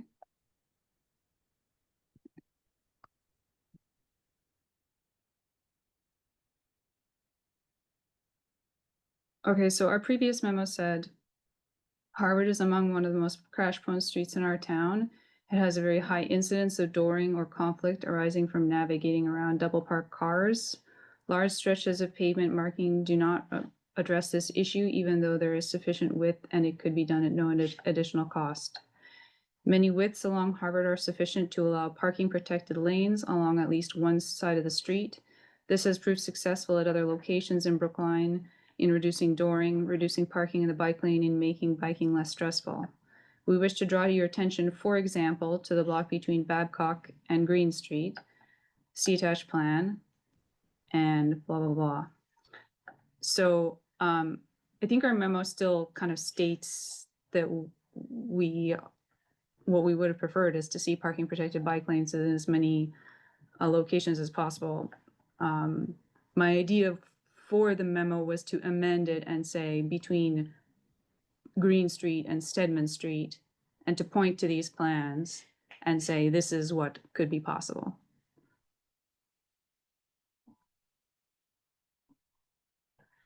Are there other blocks that you're sort of abandoning at this point?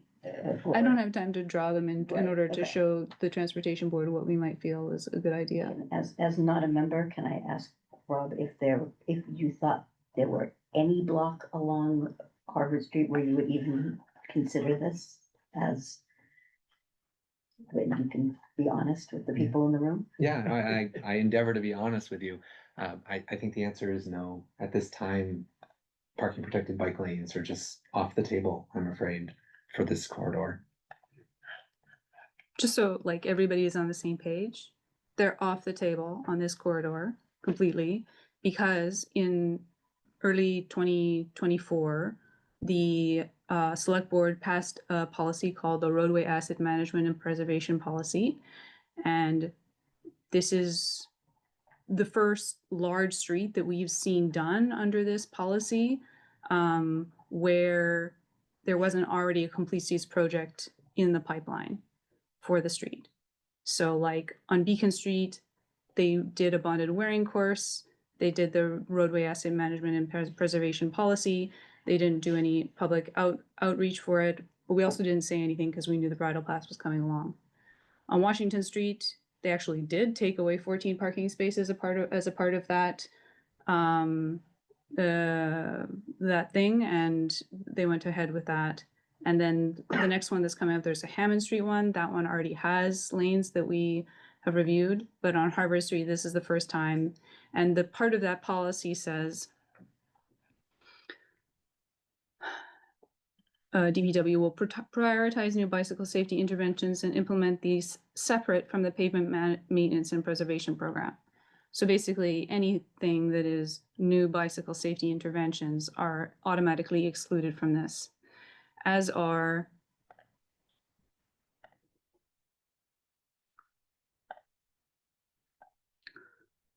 I think where it says anything multimodal as well. Complete streets, bicycle accommodation, traffic calming, and other safety multimodal interventions will be prioritized and funded outside of the pavement maintenance and preservation program. So they basically have no choice. They are not allowed to put any bicycle stuff in it.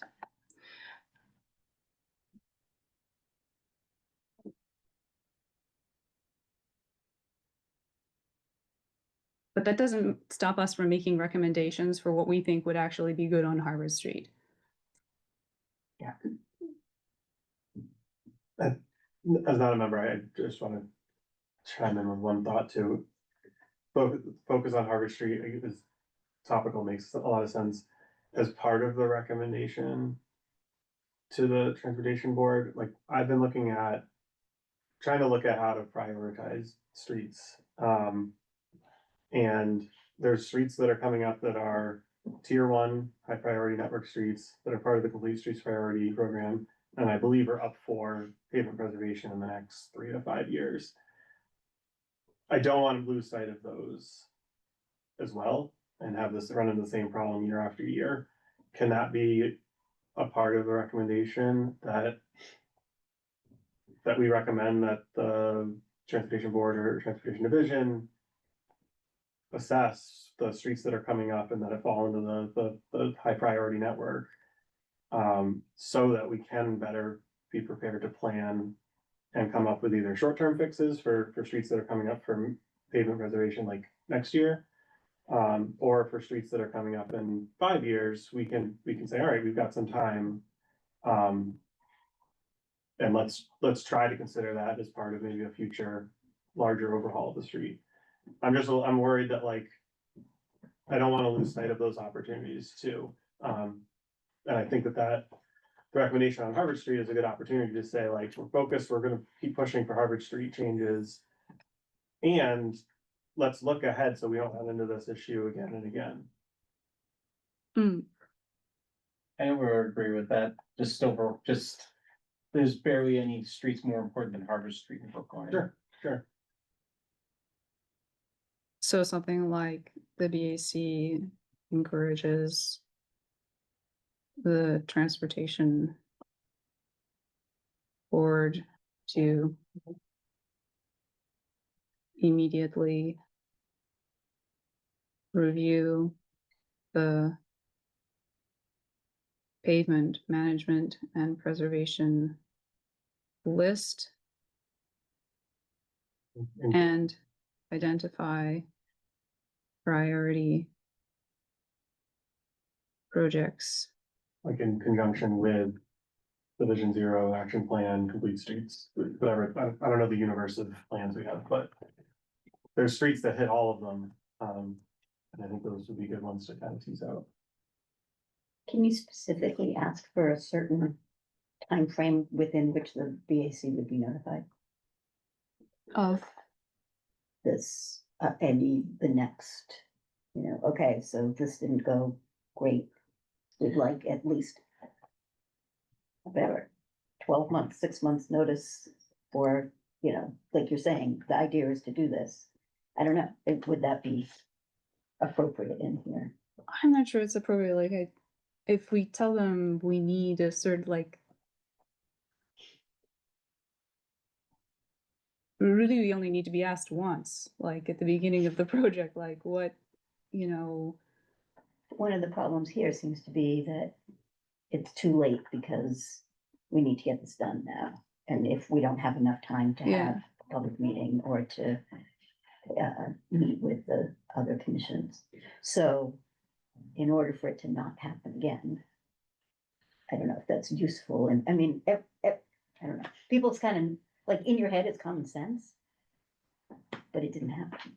Well, from what you read, it sounded to me like the transportation department is not allowed to look at bicycle infrastructure in terms of any kind of prioritization. So I'm wondering if the problem is changing a policy or a procedure as opposed to how much time, how much advance notice, like where's the problem? It's not clear in my mind.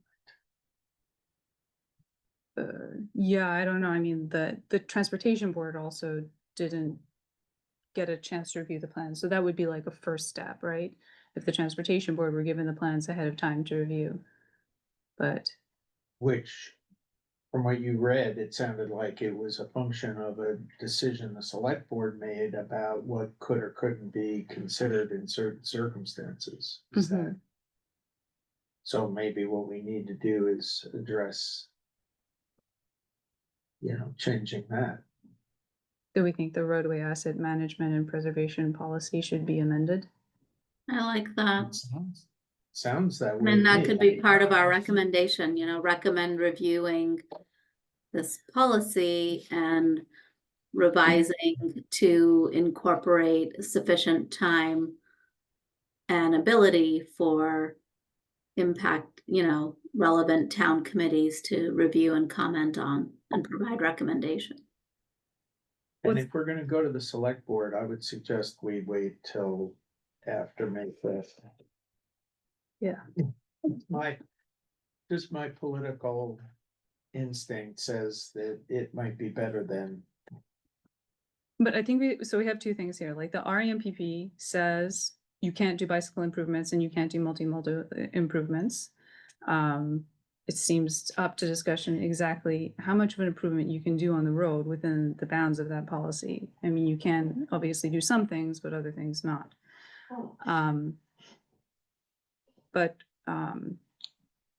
The transportation director is saying that the transportation board will be pulling some projects out of the pavement management and preservation policy to be able to address other needs on that. So I'm not sure if we necessarily need to say that they shouldn't do that. I mean, presumably if the transportation board had been told a year and a half ago that Harvard Street was going to be repaved, they would have said, oh yeah, I mean, that should be pulled out and we should do a project on that.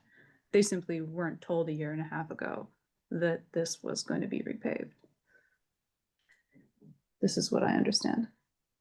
Yeah, so the policy doesn't require them to check that in the streets. Got it. That wouldn't be Understood. hard to amend a policy to say that they should. Emily, could I just break in here for a second? Mhm. I think it's important to understand why the pavement preservation policy was changed.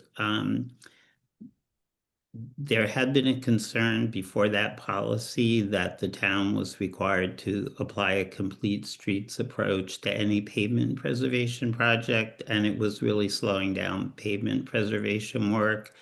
And it was also requiring safety improvements to be made on roads that really were not high priority from a safety standpoint. And so when DPW presented that policy that we're now talking about to the select board, their basic argument was we should not be basically wasting money on safety improvements on a road where the only reason we're doing the road is because we're doing pavement preservation. The complete streets policy was requiring that, but it seemed a waste of resources, and there was complete consensus on that point.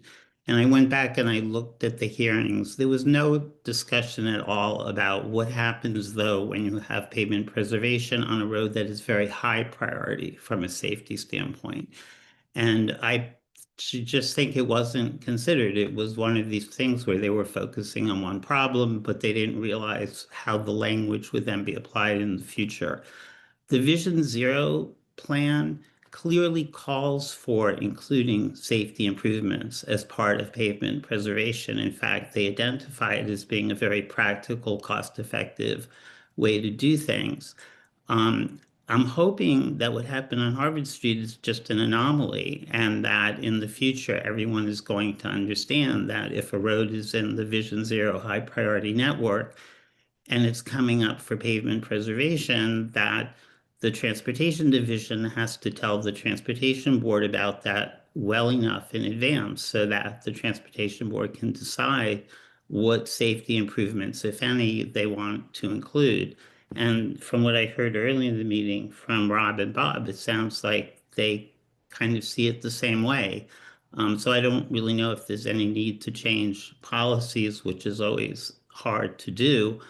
I just think there needs to be an understanding that on any high priority road in the Vision Zero plan, that when Transportation Division sees that it's got it in their calendar for pavement preservation a year or two in the future, they should be coming to the Transportation Board and saying, do you want us to just redo the road the way it is, or do you want us to incorporate improvements? And they should at that time, I mean, for example, with Harvard Street, they should a year or year and a half ago said, we could put in parking protected bike lanes. Is that something you want us to pursue?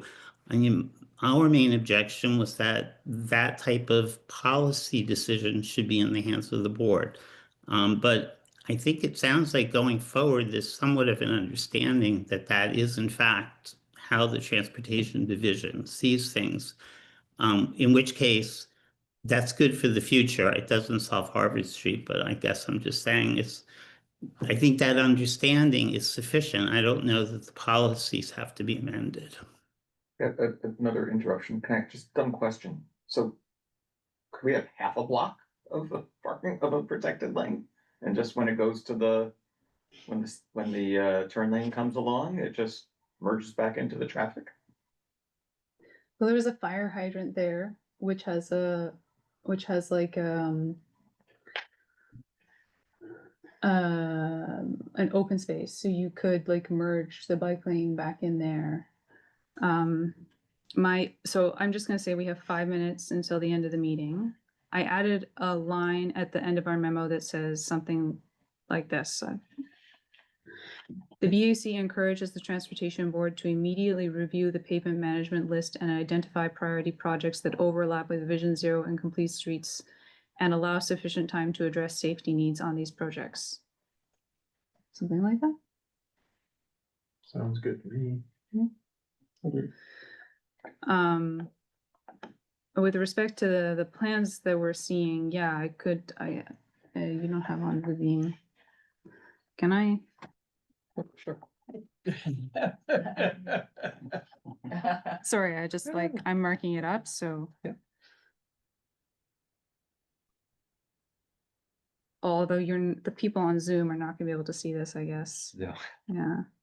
That's a problem. Let's go back to, sorry about that. I mean, if you guys want to recommend something where the parking protected bike lane stops halfway along, or if you want to recommend. So on these plans, I've drawn the parking protected bike lane along both sides of the street. I could either end the parking protected bike lane at the middle there where there's the fire hydrant and have it merge back into the main lane. I think that would be very difficult to do. Or I could just put a parking protected bike lane simply along one side of the street and put the other side of the street back to what the transportation division is currently recommending. In that case, if it was on the, what is that, the west side of the street, there's no turn lane. Is that true? The north, yeah, there's no turn lane on the, Yeah. can you go back to the transportation board plans? Transportation division plans?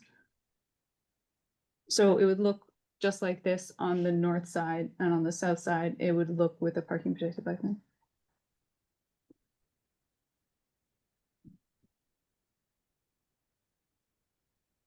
Right, from our perspective, every block counts, right?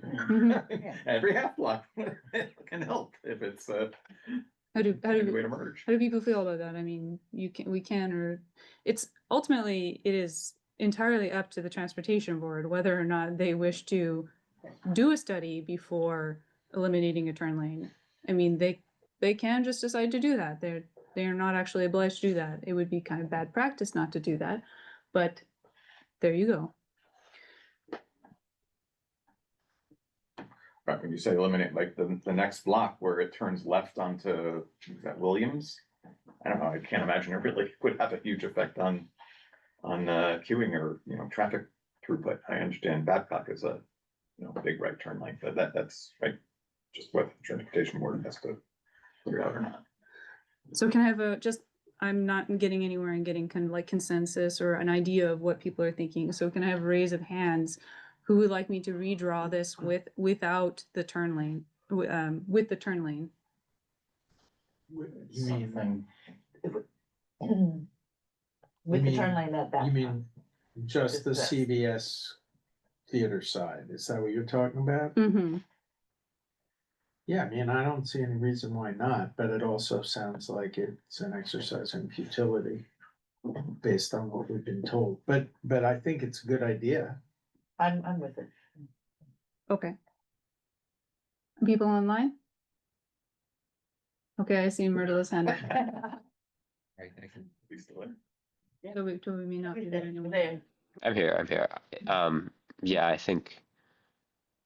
I don't think there's any chance of getting rid of this turn lane at this point, but we still need to ask for a parking protected bike lane wherever else we can get them. Okay, and on to the next block.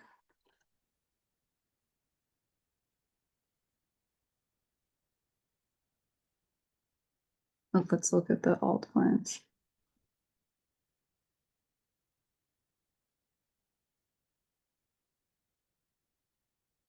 And I should let you know here, I mean, you'll see this when I send you the responses to your comments, and this was in one of the consent agenda items that the MBTA reached out to us. This bus stop here, it's a problematic bus stop because the bus pulls in and because of the curb extension, it can't get out. And oftentimes, because of that, the bus will angle in and block traffic so that it can get out. So the MBTA had identified that, and we've agreed with the MBTA, we've talked with the school, we're relocating this bus stop here to between these driveways right here. And this crosswalk that you've drawn, I do think that is possible. I think if we just angled the crosswalk slightly and put it just a little bit closer to this driveway here, there's enough space to leave the amount of space that you want to have between the front of a bus and the crosswalk for daylighting with this entire block here. So I think that crosswalk is still possible, but yeah, and the accessible parking that's right here would be relocated to where the bus stop is today. Okay, So maybe you're looking at the same thing, which would be on the. I don't think, Harvard Street doesn't really go north-south. Side going towards. Yeah, right. The Shaler side. um,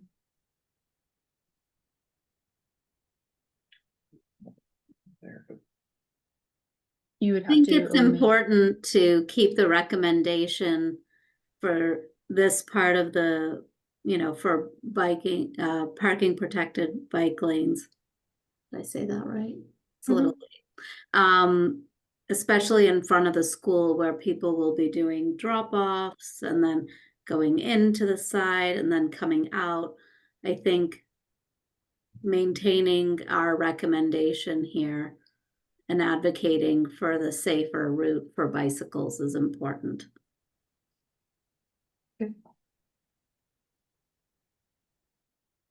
How do other committee members feel about that? David, I'll get to you soon. I just am aware that we are 2 minutes over, so I want to just get people's feelings on this before.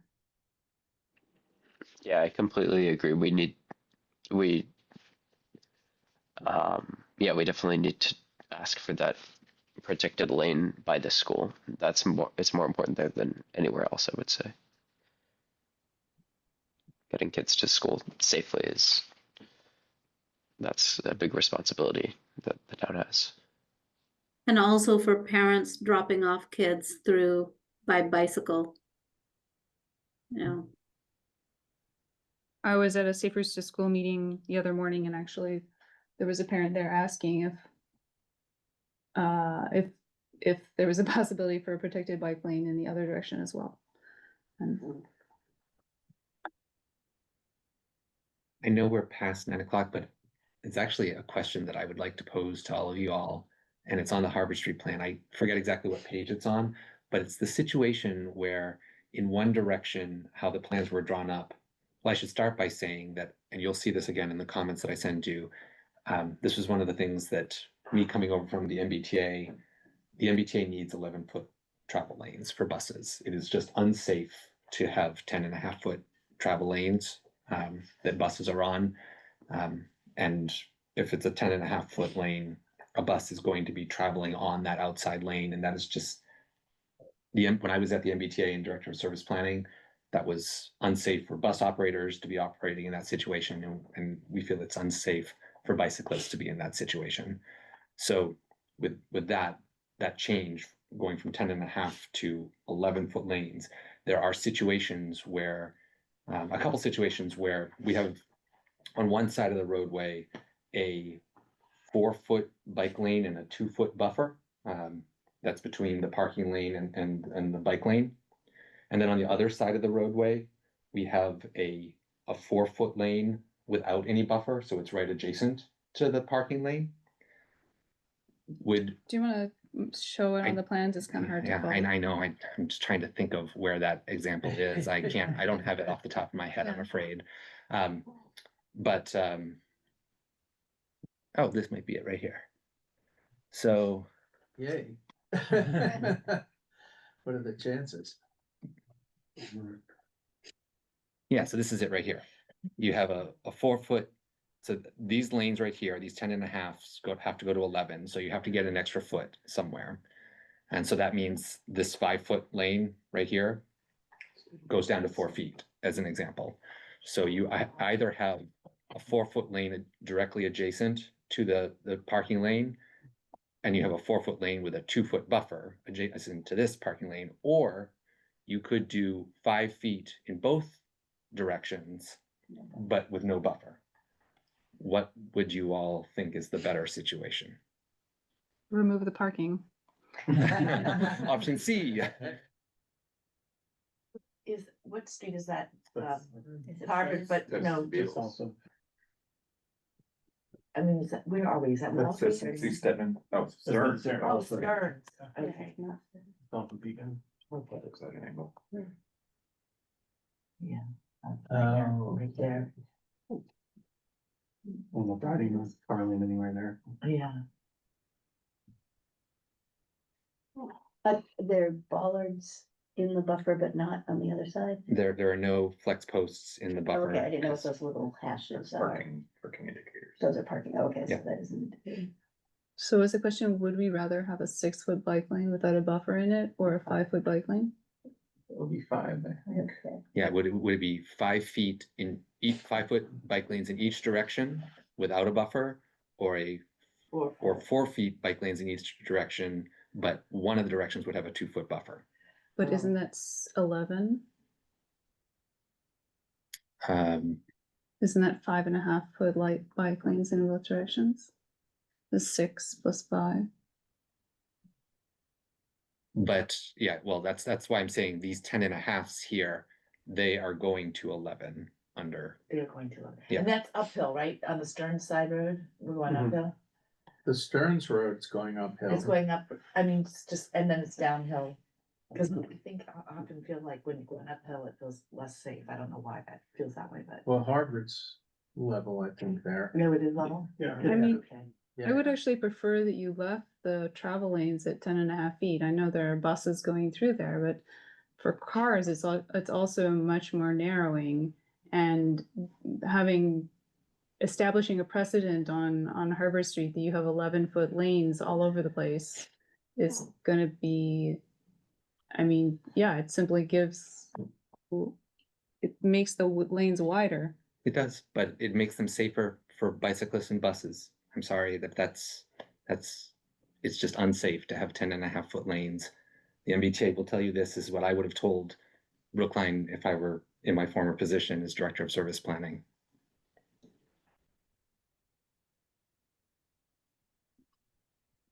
Don't the buses just drive in the bike lanes now? I mean, that's unsafe. Yeah, but But Raymond's point is, I mean, it's not considered net safety that having a bus encroach a half a foot into the bike lane. The bus driver is a professional driver, whereas having a wider lane encourages all the other traffic to go faster. yeah, And that has a much larger negative impact on traffic than the occasional bus encroaching on the bike lane. yeah. I'm just going I through. think some we of the- have to figure out what's the lesser of the two evils in this situation and make a recommendation. I went to a presentation by Peter Firth like a few weeks ago, and he was, I mean, basically was showing examples that like 10 is kind of the norm, like, but in a lot of cases, and showing an example of like even doing it like buses on Washington DC with 10-foot, because the buses themselves are 8.5 feet. You just have to worry about the mirrors slapping in that case, but so 10.5 feet should cover the space because that's wider than 10. I have a quick question. Is 7 feet, anyone can answer this, but is 7 feet the absolute minimum width for a parking space? Because I know on some streets it can go down to like 6 feet. So I don't know, maybe we could bring it down to 6.5. I think 7 is just the realistic minimum, that if you decrease it, they're just gonna be over the line. Okay.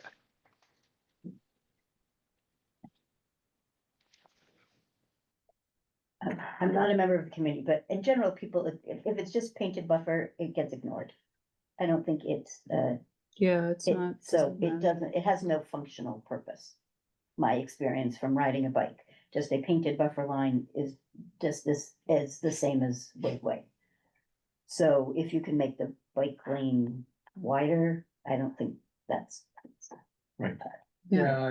Yeah, I would agree. If we don't have any say in the width of the lane, given that trade-off, I would go for a wider bike lane because I'm gonna know where the cars are and I go to the outside of the bike lane when I am, going by parked cars. Right, and it's kind of silly, right?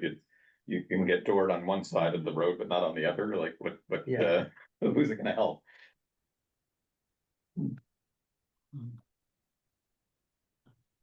Okay, I recognize in the after the 11th hour, I gave you a very difficult situation, but I appreciate the candor and the discussion there. That's good feedback. I appreciate getting that. David still have his hand up there. Yeah, David still has his hand up. Yeah. Yeah, I just wanted to ask, maybe I missed it, but did you address the discontinuities in the painted bike lanes, like between Coolidge and Naples? Has that been discussed yet?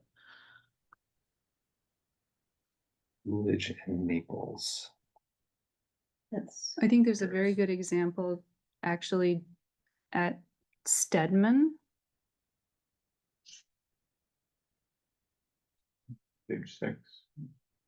6, okay, that's faster to get there.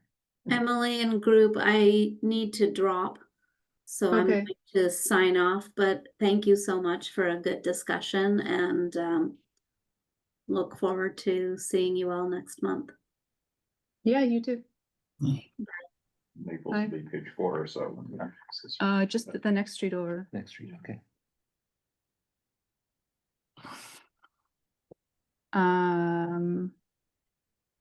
Yeah, so that, I mean, that's a good example. So there's a nice buffer between the cars and the bike lane disappears. Yeah, actually, we looked at this. This is an interesting situation. So what was explained to me was that, you know, cars that are taking the left onto Williams Street here, they are queuing, you know, right like on top of the crosswalk or just north of the crosswalk. And when you have a car that's right there, you need the through lane to be able to pass them. So that's why they need this entire space, the entire space there to be able to pull through there. So if you had a bike lane continuing all the way straight here, the feeling that we have is that you'd have through traffic having to drive through that, and that's just unsafe.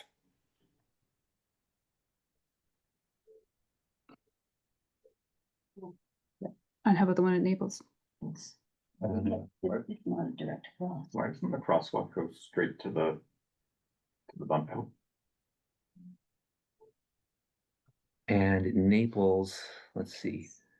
So it's, let me go one more page. Just to, The crosswalk, like it's the side of It's the desire line is between Naples and Coolidge.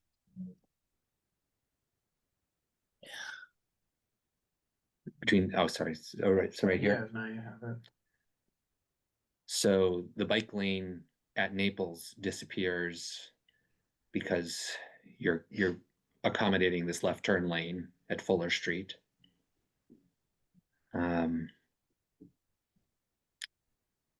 Yeah, but if you got rid of the parking on those two corners, I think you'd have enough room. And if you look in the bottom right-hand side of that drawing, there's a town parking lot with 55 parking spaces. So if you eliminated all this parking here, yes. Not physically all of speaking. it. I mean, I think you might not need to eliminate all of it.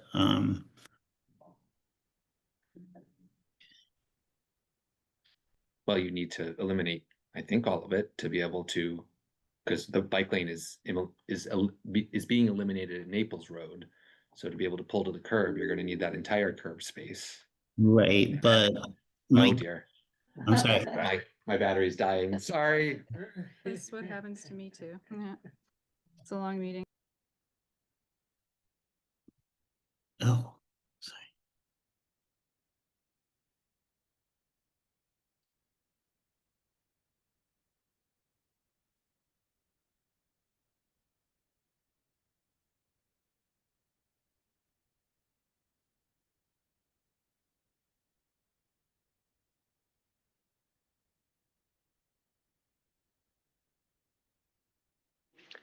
David, I wanted to give you a quick update. Yes, sir. On Friday, I'm meeting with Chris Casa and Chris Dempsey separately Okay. to Great. discuss things for Cool. what I can do this summer. Great. Both good opportunities.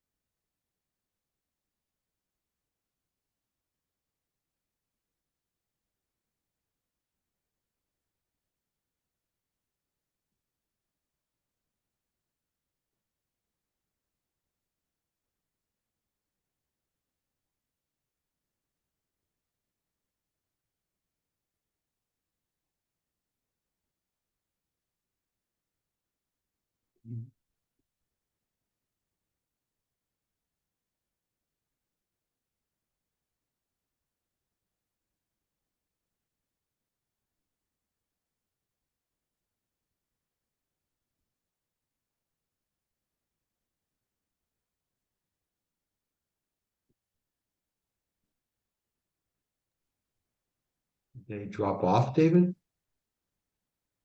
I'm sorry, you're asking me? I have no idea.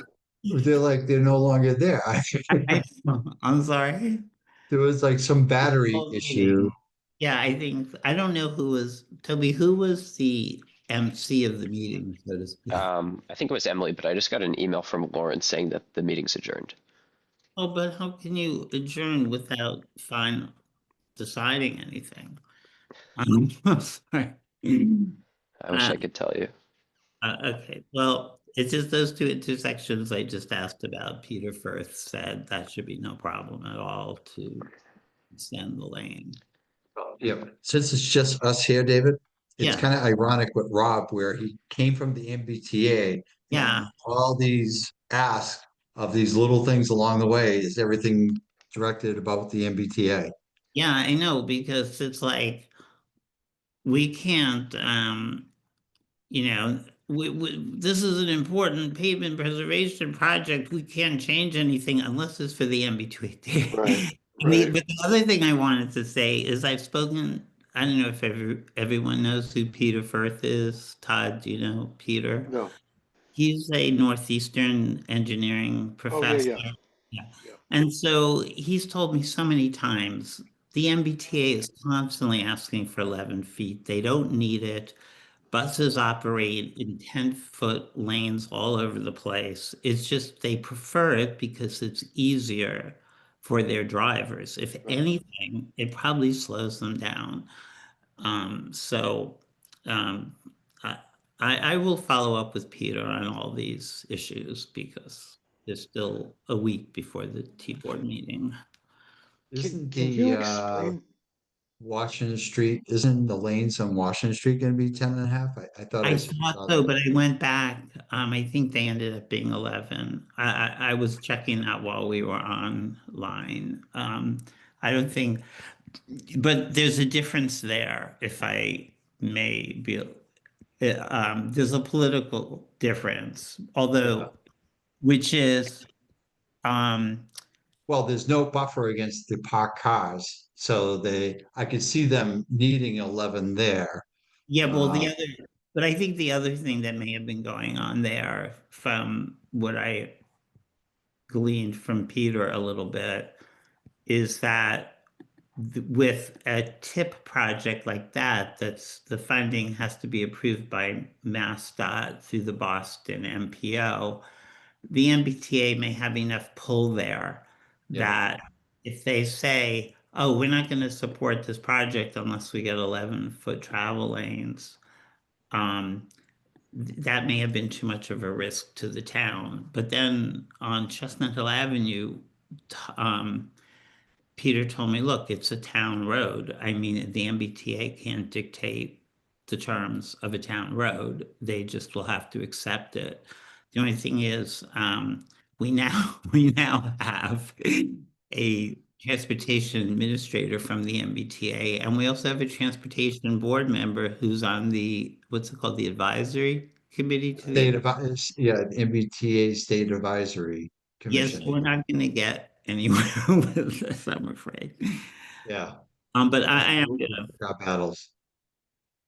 What? I'm sorry. Yeah, pick our battles. Yeah.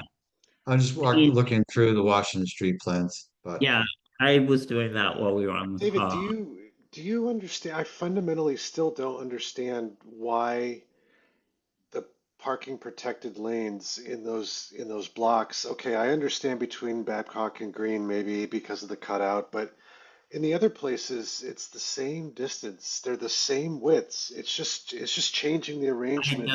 I don't understand why No, this the is a thing problem. is, it's also, as Toby was saying, it's like very late in the evolution of bicycling infrastructure to be suggesting that this Totally. is like some novel plan that hasn't been tested and we're not going to first just go over the BU Bridge and you're in the land of parking protected bike lanes, or just go east into Boston and you're in the land of parking protected bike lanes. And as Toby's saying, they're all over New York City.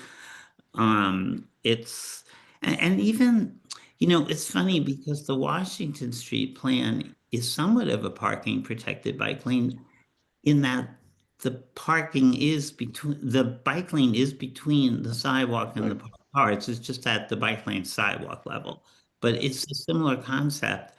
And when that plan was approved, John Van Scoyac raised all these concerns about people are going to be getting out of their cars and stepping into a bike lane, and it's going to be dangerous. And he was just totally rebuffed by the other four select board members who said that's ridiculous. People get out of cars and they step into a motor vehicle lane from the driver's side. And then, I'm sorry, Paul Warren said we have it right right where I live at St. Mary's. It's been working just fine. Yep. So I do feel that suggesting that this is some novel, untested concept is pretty comical at this Really stage. frustrating. Yeah, it is really well, it's good that even though we may not win the battle here, it's good to make the noise behind it with the idea of now, Dan Murphy is, basically serving up that, all right, we got these other roadway projects coming up. And, St. Paul is one that's, it's gonna start to bubble up soon. So we're gonna have a plan beforehand. Yeah. And just try to be proactive with some of these key infrastructure, main artery green routes, roadways.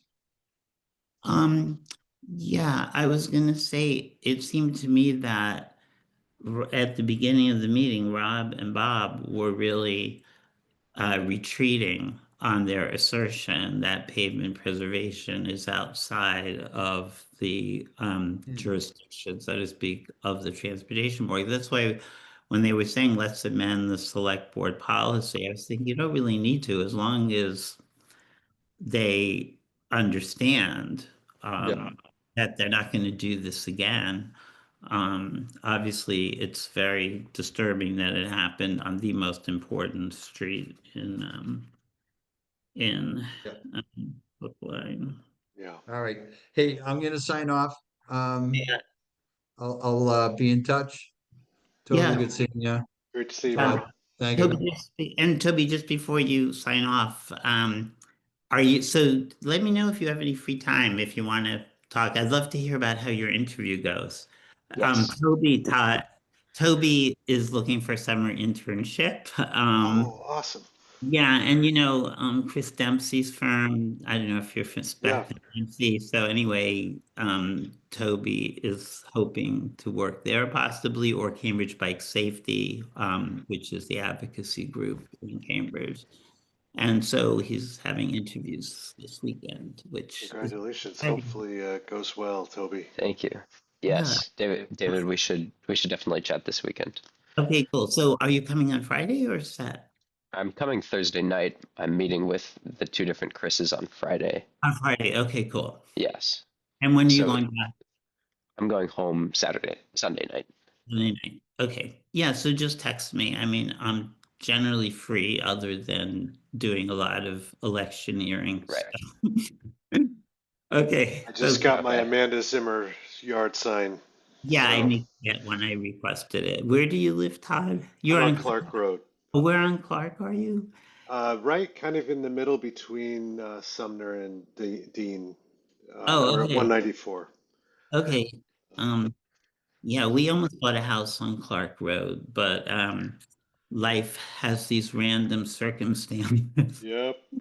The woman who was selling it like changed her mind. Like after the legalities of the whole situation were bizarre, but she said, "I'm not selling the house." It was like our lawyer said, "Just move on." Yeah. Anyway, it's pretty fun. Yeah. So then we ended up in Coolidge Corner, which is fine. I Not mean, bad. yeah, both locations were good. What number on Clark? Do you remember the number? It's pretty much in the middle, like near what you said. It was on the side that abuts the D line. It was a yellow Central Hall Colonial. It's right across the street. Oh, maybe. Yeah. I don't remember the number. It was really funny. Yeah. Then we found another house a month later, and then she did sell it anyway. It was pretty insane. I remember because we got our deposit back, and I told our lawyer that we should get legal fees because we went through the whole process. But anyway. Yeah. Well, this was 25 years ago, so it all worked out. Yeah. Anyway, Nice to see you both. See you. Bye, Toby. See you. Good luck, Toby. Thank you. Take care.